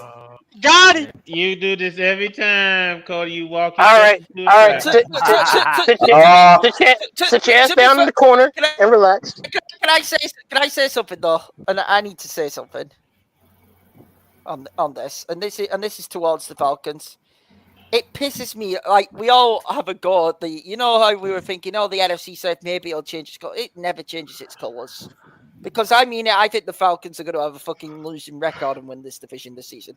I think Tampa would have won this division if they didn't get killed with injuries. I'll make that clear. The Falcons are only going to have like an 8-win, 9-win record and win this division. Mainly because of Tampa's injuries. Mm-hmm. The Falcons are not a good football team. I'm sorry, they're not. Not really. Let me just bring this up real quick, especially with Tampa Bay entering that bye week, and Mike Evans is supposed to be back after the bye week. I think that's gonna help. I think. Yeah, I don't know. Not with our defense. Now you Carter. talk about Carter. Yeah. Hold on. You want to talk about a defense being bad? The Ravens are 7-3, and we have the worst passing defense in the NFL. Your point? Hey, man, let's be honest. We're 7-3. The fuck is your point? Hold on. A couple of weeks ago, when the Buccaneers and the Ravens did do battle, it's almost like I said they lit up the scoreboard. They nearly came close to doing it. Even still. Also, I do want to point out when we all shout on the Colts. I told Cody on Discord that he shouldn't be talking when one of the offensive coordinators' last name is Cooter. Vagina. Yes. Anywho. His full name is Jim Bob Cooter. Let's just move on. Pittsburgh defeated Washington 28-27 in a very close football game. Yep. Hold on, time out. Hold on, because I feel sorry. Near the end of the game, what a way to end the game. Then Russell Wilson and the Steelers offense caused one of the commanders, I think he was a rookie, it caused him to jump off sides. Caused him to jump off sides, and that automatically gave him a first down.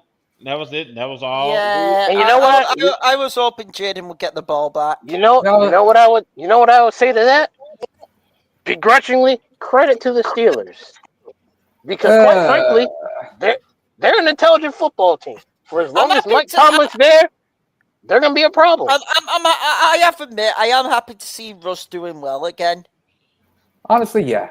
Russell's great. It is nice to see Russ doing well again, and it's also a huge fuck you indictment on Sean Payton and the Denver Broncos. Yep. Oh, we're gonna get to a huge indictment as a fuck you because Mike Williams got a TD, and I have a lot to say about the fucking Jets game. We're gonna get to that. Vikings defeated the Jaguars 12-7. Poor Trevor Lawrence. Get both of these teams the fuck out of here. What the fuck was this? I mean, Sam Darnold threw 4 fucking picks. 3 INTs. Sam, I'm gonna say this for forever. Sorry, Sam, I look like a Lego police officer, Darnold, bro. How? How, bro? How are you this bad? Hold on, get in here, Jose. Because I know you're talking about INTs, interceptions, and I know Jamal might bring this up. But I'm gonna jump the curb before he gets about it. Lions and Texans. Lions won 26-23 with 5 interceptions from Goff. Man, we'll get to the football game in a minute. Yeah, no. Let's address the monkey in the room right now, because again, I said I had an agenda to point out. Please. Thanks a lot, Jose. This is the reason why I don't trust Houston.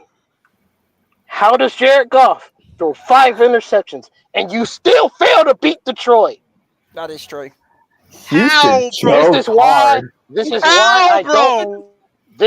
I don't give Houston the benefit of the doubt. Sorry. This is why I don't. You have to capitalize. You have to. Right? You just have to. They were up 23-7 at the end of the first half. Come out into the second half. Where the fuck did they go? Where did the Texans go? Choke. They choked. There you go. Exactly. I told y'all last week. I told you last week. I do not trust Houston. I told you. They proved me right. Hold on. Houston earns the benefit of a doubt when they prove me wrong. When they win a game, they should win with the situations that were put in front of them. But you didn't. Stop tripping over your fucking feet. Get the goddamn job done. You have no excuse for losing like that. None. And you want to stop Kansas City? Ain't no way. How? Tell me. Okay. Jamal. You already said that like a million times. Yeah, how? Exactly. Jamal, bruh. There ain't no way this happened. How? Tell me how, Sway. Make it make sense. Make this shit make sense. Before I let Carter proceed with the scores, I do, I'm just going to repeat what I said. If that Texans team played Patrick Mahomes doing that shit, GG. They're going to the Super Bowl. Yeah. No ifs, ands, or buts. I don't want to hear about that. Also, Jake Bates, hero. Anywho, let's talk about something good for Higuera for a change. The Chargers beat the Titans 27-17. Hey! Yep, I'm happy about To that. be fair, though, Titans hasn't it get. been a benefit for the Chargers with their schedule? We'll get to that later. Yeah, To a 3-game winning degree, streak, yes. And Titans deserve that big. All right, enough of that. Anyways, Titans deserve that big L after turning away DeAndre Hopkins to the Chiefs. That's what you get, a big L for you, Titans. Which is this is hilarious considering hilarious considering the Titans have the number 1 pass defense in the NFL. And a losing team. How does a losing team have the best passing defense in the NFL? So to get wrecked. Yep, get wrecked, Titans. Get wrecked. Hold on, gentlemen. Hold on, gentlemen. Hey, boys, can I cut in here right quick? All right, go right ahead, Zach. You get what you fucking deserve, you goddamn bums. Yeah. Now then, back on track. Oof, this is okay. How can we put this? Eagles defeated the Cowboys 34-6. Let's laugh and joy from that suffering laugh Cowboys. at the Cowboys. My God, this was a slaughter. It was. This was a slaughter. Them Cowboys. There's nothing to say for this game. There is nothing to say. Yeah. Get Dallas the fuck up out of here. There's nothing to say. Go. I believe Micah Parsons did have a did talk about Mike McCarthy. Mike is gone by the end of this season. Yeah. Sadly, now it doesn't help that Dak Prescott's out for the rest of the season. So now let's talk about the Jets. Let's talk about the Jets. Put that camera on me right now. I have an agenda to point out again. The Cardinals won their game 31-6. Yep. And I'm just going to use this to prove out a point that I said on week 2 of the podcast. I do not believe Aaron Rodgers is as legit as he's believed he is for the past couple of years.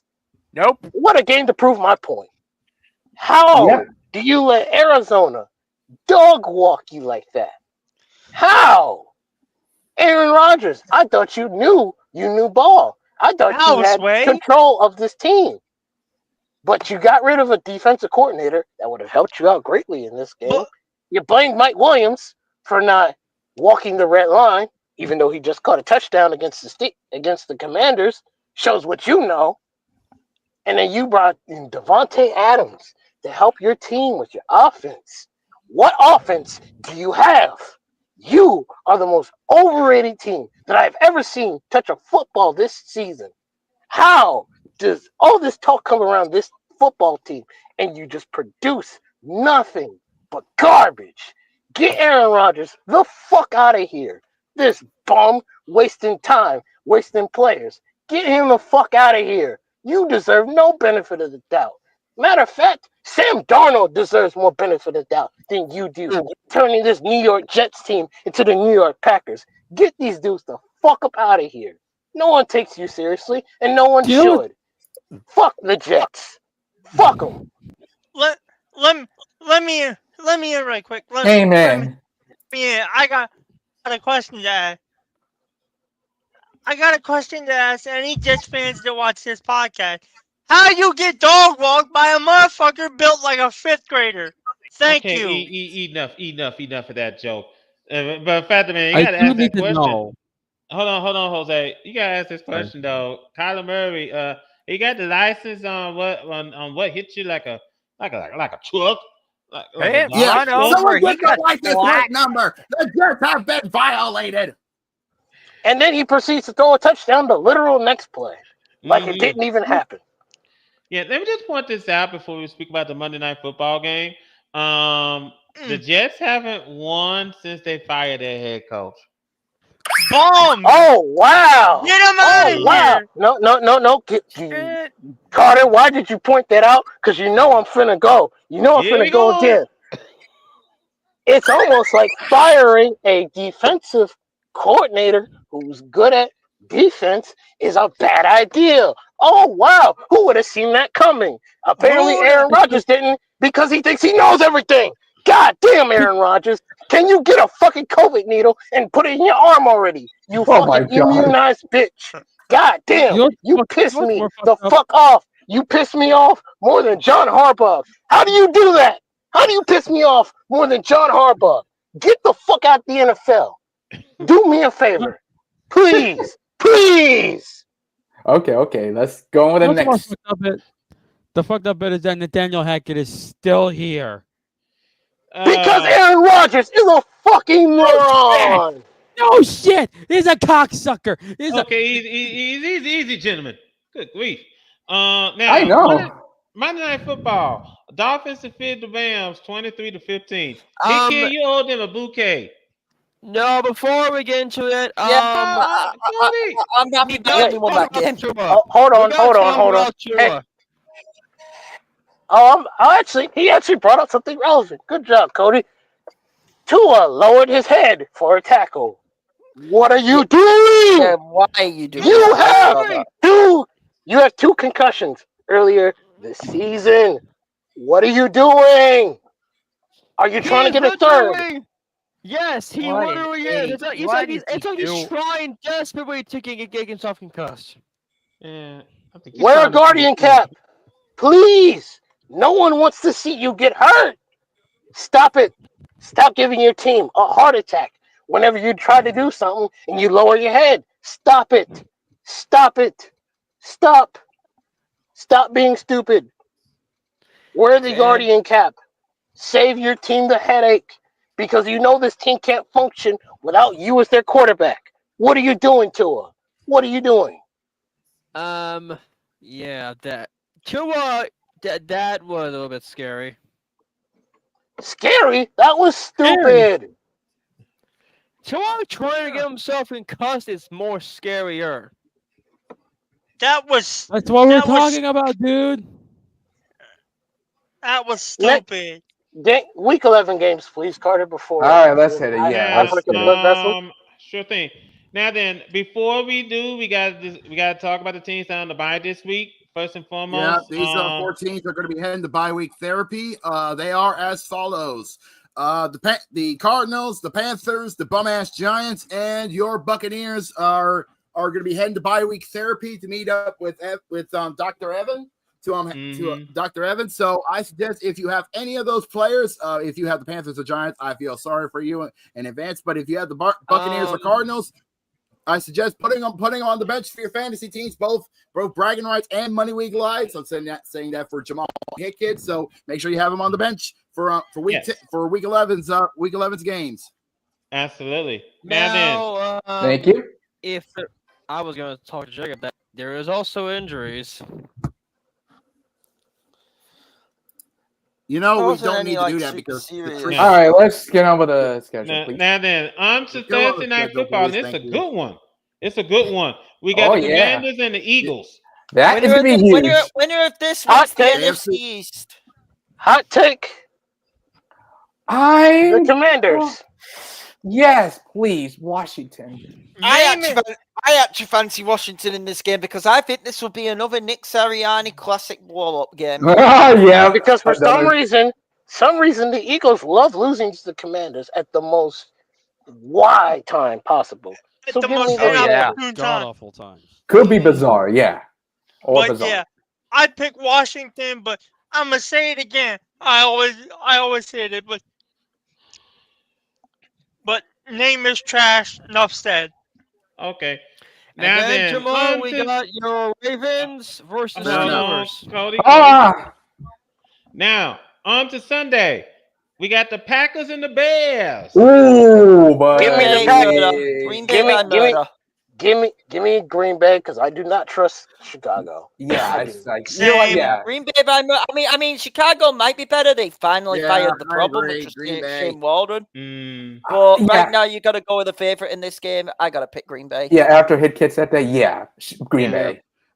Now, also, we also over at Ford Field. I'm pretty sure Jose might want to watch this game. We got the Jaguars and the Lions. Lions are gonna. This is an easy win. This could be the easy win for the Lions. You got easy win, but I'm kind of scared because I feel. What like do you mean? Dan Campbell. Hold on. All right. Hold on. Okay. Because you see how because I mean, we didn't show up in the first quarter against the Texans. We didn't even show up until the second half. So okay. Again. They'll answer back. Yeah, it should be easy. They'll learn. Eventually, they will get over it. The Jaguars going to be easy targets. How much of this was just a one-game thing, or is it going to be a long-term problem? We don't know. We're not going to know through the game. Good mystery question. Yeah. Lions by Murder next. Problem. Next up, over in Nissan Stadium, we got the Vikings and the Titans. I'm actually gonna shock folks here. No, they're not going to win. Should be an easy win for the Vikings. I'm against it. Wait, what? I'm going to shock folks. This is the 50-50 game of the week. I think this is upset special. This is a 50-50. Wait a minute. I am not in favor of that one. Hold on. Wait a minute. How? Hold on. No, everyone, Carter, you two, back off for a minute. Let me explain this on why I would agree with the Brit. Remember what I just told you. The Titans have the number one pass defense in the NFL. And look at what Sam Darnold has been doing over these past 2 games. Not playing too good. Yeah. There is reason to suspect the Vikings might be a little fraudulent right now. Titans may fancy this. I will take a bold risk and say the Titans could win this. This is my upset special. Yeah, okay. Hold on, Jim. I think the question has to be asked. Do you trust the Vikings at this point? Not at all. They, from an objective standpoint, they should win this. Do I trust them? Not currently. Yeah, they're on the fence. We'll put them on the fence. If they lose, then we're off it. Titans. Nah. If they lose, if that defense lets Calvin Ridley go off, Brian Flores needs to take a good hard look at himself in the mirror for about a couple of minutes because suspect alert. Yeah, he is the defensive coordinator. Yeah, big. You know what? Just for a laugh, give me the Titans. All right. Next up, we got the Raiders and the Dolphins. Give me Miami. Well, wasn't expecting a lot of laughter in this one. Give me Miami. I have no faith in the Raiders. Give me Miami. What's the worst team? Yeah, Miami. Yeah, and Miami. I'm gonna go. I'm gonna say give me the Raiders due to Tua's stupidity. I'm trying to get concussed again. Sure. Over at Gillette Stadium, we got the Rams and the Patriots. Good luck with this one, Carter. I mean, excuse me. This is a weird game. The Rams Patriots have a chance. The Rams somehow lose to the Dolphins. The Patriots beat the Bears. I would like the Patriots to win this game. This is a weird game to call. Breaking news: the Bears just fired their offensive coordinator. Who? The Bears. Which team? We already talked about it. We already mentioned that. It just showed up on NBC Sports Boston because I'm watching the Celtics game. Oh, okay. Hey, yo, what's the score? I was unaware of that. It was being talked about earlier this morning. Hey, Gorak, what's the score of the Celtics game? It is Celtics 65, Hawks 54. Let's go. Thanks for coming. Do we need to bring the tanks out for this one? We got the Browns and the Saints. Let's unleash the tanks. Bring out the tanks. I'm trying to find it. Come on, I was saying we gotta bring out the tanks. No, that is not a tank. Yes, it is. Yes, it is. Yeah! There you go. Woo! Tank ball!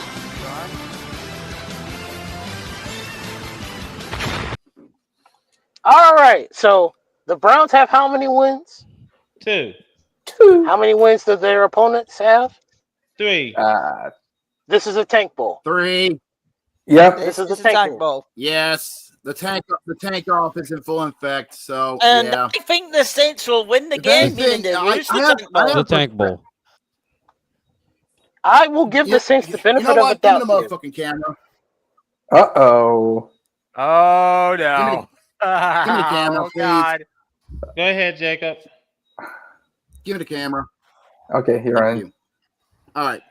I want to give my interim head coach credit because he actually became a real one when he actually said to the media that we have a lot of problems. Fuck off, spam cummeries. Saying, and I quote, that we have a lot of problems, and I know that I'm literally on a sinking ship here. Okay.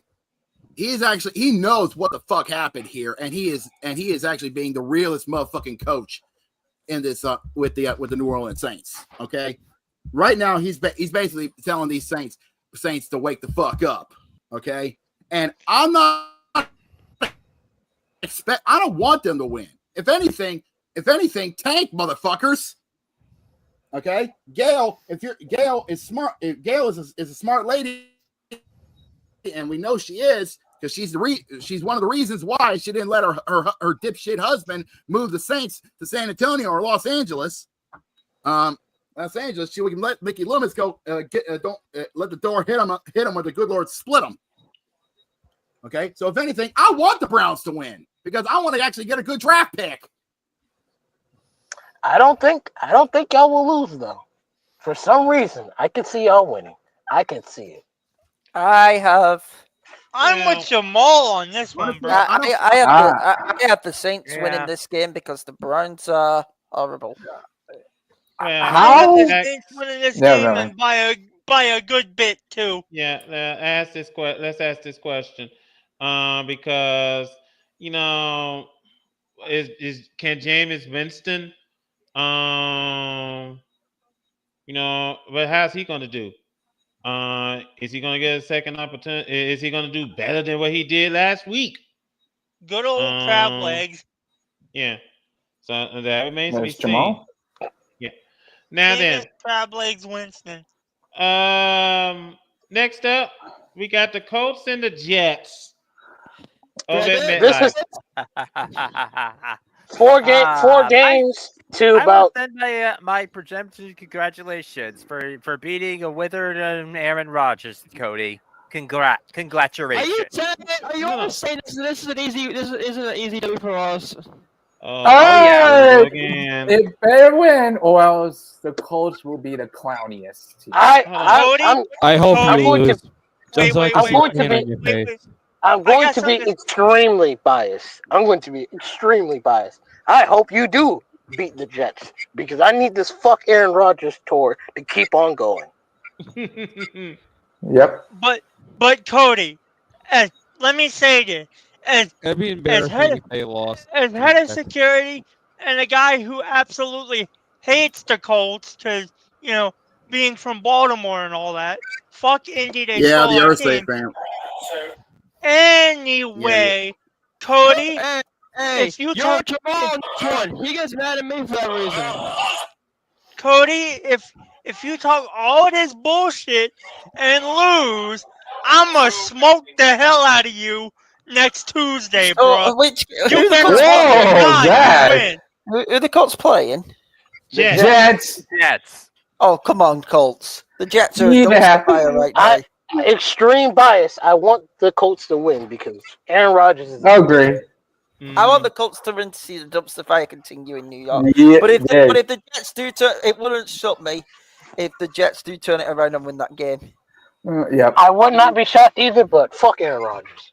Now then, next up, get the spotlight to Jamal. We got the Ravens and the Steelers in Pittsburgh. Woo! Actually, ladies and gentlemen, this is AFC North football right here. Two ugly, gritty Two ugly, gritty football teams with a long history and a long-seated grudge. You got Russell Wilson versus Lamar Jackson, and you got the Baltimore defense that likes to piss away leads against the Steelers defense that's on crack, except for Hightower. Speedy recovery to him. To be objective here, this game does worry me because, again, it's Pittsburgh. They play as hard, they play as difficult, and with Russell Wilson not playing like dog shit, it's going to be a scary game. Brody? I am nervous, very nervous. Brody, This is one of those. This is one of them ones where if we lost, I would not be surprised. I'm gonna be honest with you. I've not watched a lick of football all season, but I do try to keep up with it through like scores and whatnot. But this game scares the piss out of me because, like you said, Russell Wilson actually being good for once is scary, especially with how hard this team. Zach, again, if you want the website to where most of us hold on, we're getting shaken. I think it's gonna be. Okay, Jose. If I'm saying if Baltimore's defense shows up, we could be looking at a dogfight. If not, good luck, I guess. I don't know what else to say. I'll give Baltimore's offense this. It's hard to stop that offense if you let it roll down a hill. Because everyone on the offense gets a football. The backup tight end, the backup tight end. Derrick Henry gets the pass. Rashad Bateman gets a pass. Nelson Aguilar gets a pass. Deontay Johnson will catch a few balls. Everyone on the offense does something. And so it's kind of hard to prepare for that. I was about to say Lamar Jackson heads for the hills. And then you got Derrick Henry, who literally is the embodiment of, oh, dear God, why? Why do I have to tackle a man that big? And then we got Keaton Mitchell, which makes it even worse. Because now you have a small Derrick Henry, and then you have Derrick Henry. So, let me be objective. Pittsburgh will likely win. Because our pass defense is shoddy. As a Ravens fan, objectively, I cannot lie and say we're going to beat Pittsburgh. I can't. That defense is way too good. However, I will go with Baltimore out of sheer pride. So there's your answer. All right. Next up, and this game is going to be in Denver. We got the Falcons and the Broncos. Falcons. Give me the Broncos. I don't trust either team right now. It's in Denver, and I really don't trust the Denver defense is falling apart in the past two games. I don't know if I trust them right now. Yeah, but the Atlanta defense is shocking. Yeah, that's true. Both defenses are shocking, actually. But give me hold on, gentlemen. I just want to point this out as a Buccaneers fan. I'm hoping that the Falcons fall off the side of the earth. Good luck with that. Yeah, I'm hoping they fall off the side of the earth, because if they fall off the side of the earth, that means that we got a shot at winning the division. I will go Denver in this game, because I'm the opposite of who's favored. Nice. The upset. Celtics. I will go Denver. 9. No. Nice. I will go Denver. I'm taking Denver in this game. I'm still taking Atlanta. Now, give me. I don't know who's favored, so give me the upset. Denver is Denver minus 2.5. All right, next game. That's good. We're going to. Oh, don't tell me. I like the hit kid. We got the Seahawks and the 49ers. Oh, okay. Good luck with that one. It's gonna be a mess. I'm very adamant on this, and this is all I'm gonna say. Yeah. This is how it goes for me with this game. I know Abe Lucas is back at last, so maybe a bit of help to our line, but we need guards in this draft. So I'm like this. If we win this game, it'd be a huge upset, because I have 49ers winning this game. But they haven't looked all that. If we lose this game, go into tank mode. Get yourself the top offensive lineman in this draft. If we win this game, we're still in the division. We lose this because only the division winners win in this division this year. We lose this game, go into tank mode. That's all I've got to say. This one is hard to call because I both know we're teams getting look like they're falling DK apart. and Abe Lucas back.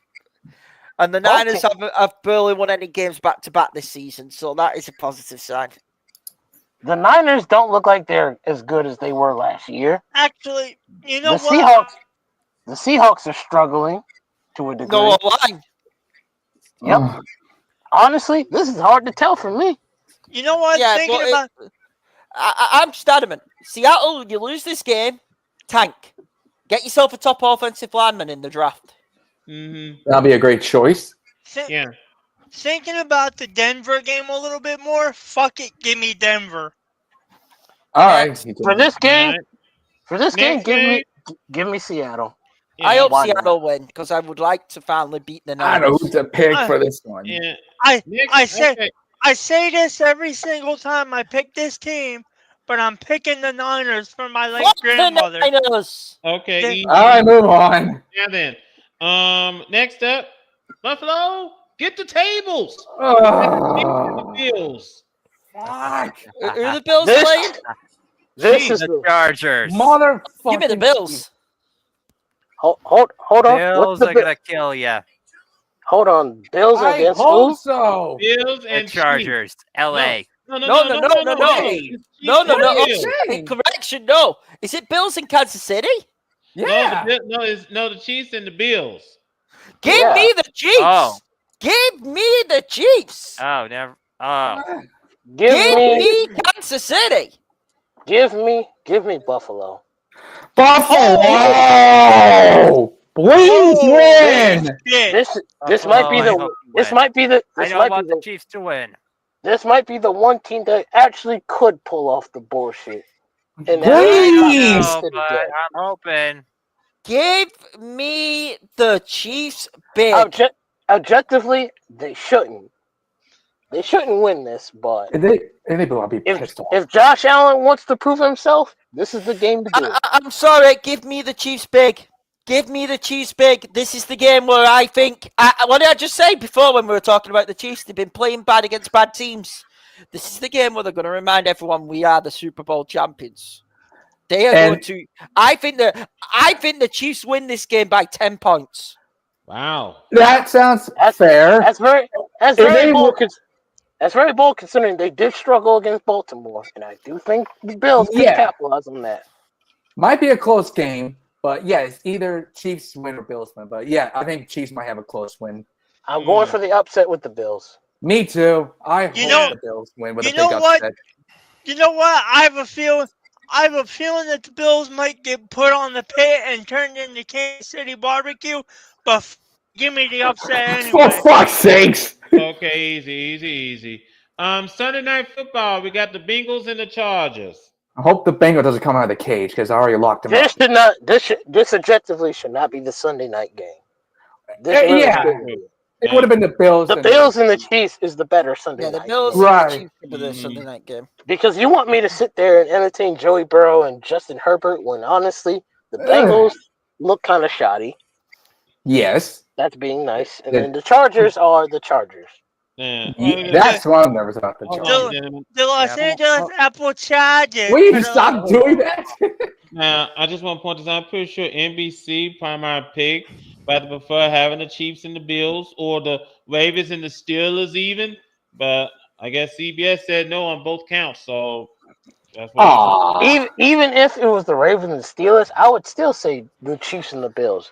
Meanwhile, for this game, I think the Bengals season is over, but they'll want to show some pride, so I'm going the Bengals to win this game. I don't think the Chargers defense can handle Jamar Chase. The Chargers are a top 10 defense. But Jamar Chase is a top 1 wide receiver. Yes, that's another thing. He is the number 1 wide receiver. I mean, I'm very lucky to have him in my money league. Look at what he did to Baltimore. If you think you have a chance, good luck. If Jesse Minster can pull it off, that'll be surprising when it comes to Jamar Chase. And I hope the Bengals. Fuck! Hold on. Monday Night Football. Oh, dear Lord. What's the point here? We got the Texans and the Cowboys. Texans, get back right here. Well, Texans, here's your get right game. If y'all lose, if y'all motherfuckers lose to goddamn Dallas, the next words you're gonna the words you're gonna hear out of this mouth from me on the next podcast will be the following: Houston may be good, but we see that Dallas still runs Texas. Here's my 2 words. Here's my 2 words. Fraudulent. Yup. Yeah, I can see folks putting the Texas on squad watch. I can see that. If Houston loses, they are selling, bro, as we say in the video game world. What are they sell? Well, hold on, wait a minute. What are they selling? We're already past the trade deadline. What are they selling? I'm about to say there ain't much to sell, considering they're still the best team in their division. They're still the best team in their division by a country mile. There. Because the Colts are trash.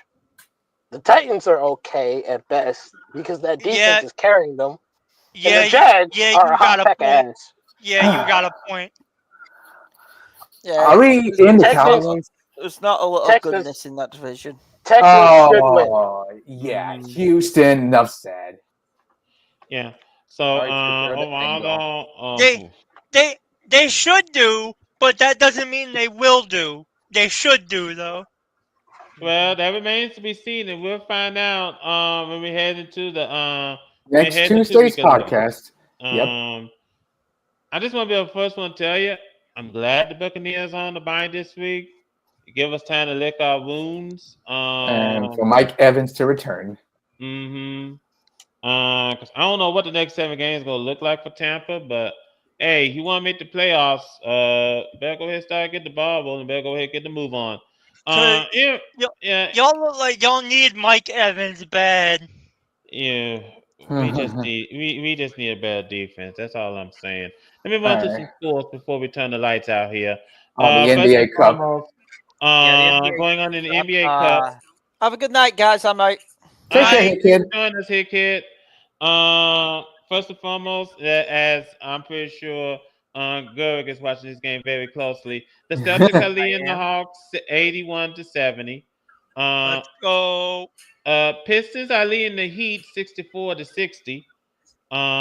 Magic are leading the Hornets 71-62.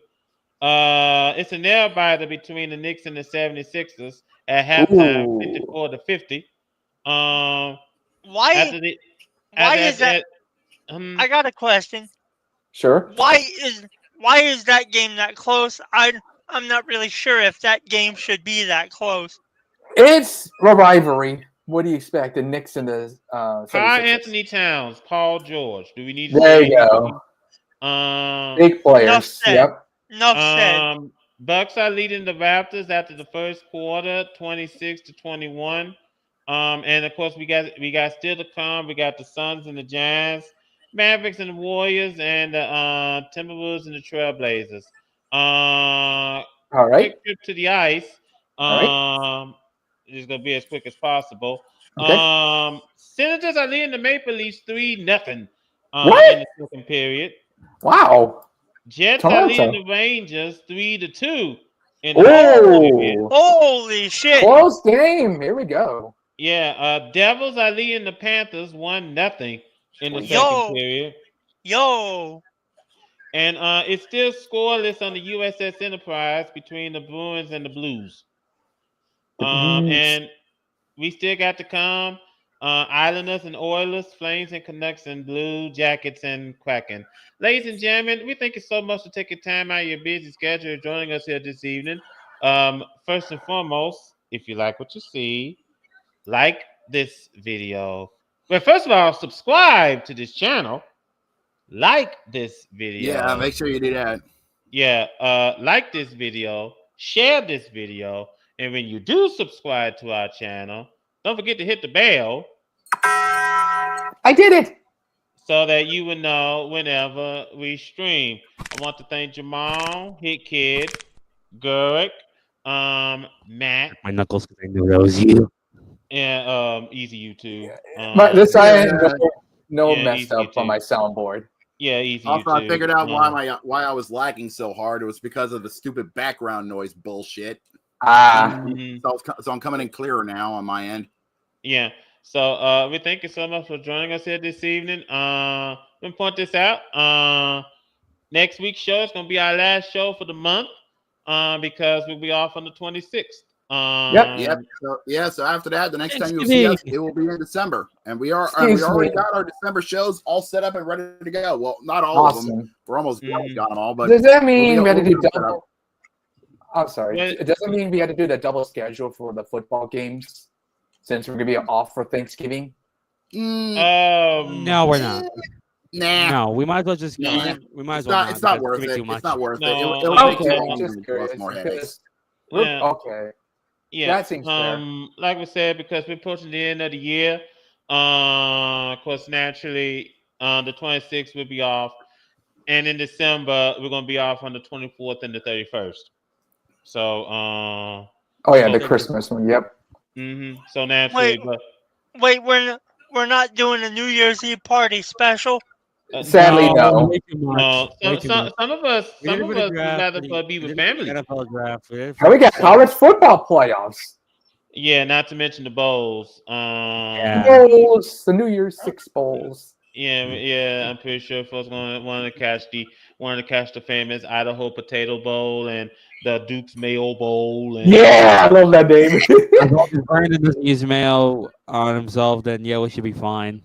Yeah, another funny bowl games. That's a little bit too much bowl games for me. I'm just waiting for the NCAA to sponsor the Indigestion Bowl. I was about to say, hold on. I just want to point this out. I'm just waiting for the NCAA to sponsor the Indigestion Bowl and the Diabetes Bowl. Yeah, let's go. Now, all right. Anyway, ladies and gentlemen, we thank you so much for taking time out of your busy schedule to join us here this evening. Jacob, go ahead and take us home. With pleasure, because now I can actually do this properly. Can you believe this, guys? 150 episodes. We made it. Started. Feels like ages ago, but it's been 3 years since we started this little thing. Not too long ago, in a different universe and a different website. But man, we've been doing this for 3 years, and we're still having fun doing it, and we're still doing this thing, you know, and we're not done. We're just getting started, and we're having a lot of fun doing it, you know. And we're going to get going until we decide we're ready to close up shop, and we're not done yet by a mile, because we still got a lot to go through in the sports world. Because like we said, we're just getting to the second half of the NFL season. The NBA season is just getting started. The NHL season is just getting started. And of course, many other sports is going on in the as well. Of course, college basketball is just doing their thing. Premier League of course, international football is just getting started on their end as well, and so much more. And probably we gonna run the some bitch till the wheels fall off, in the words of the Undertaker. Ain't that the truth?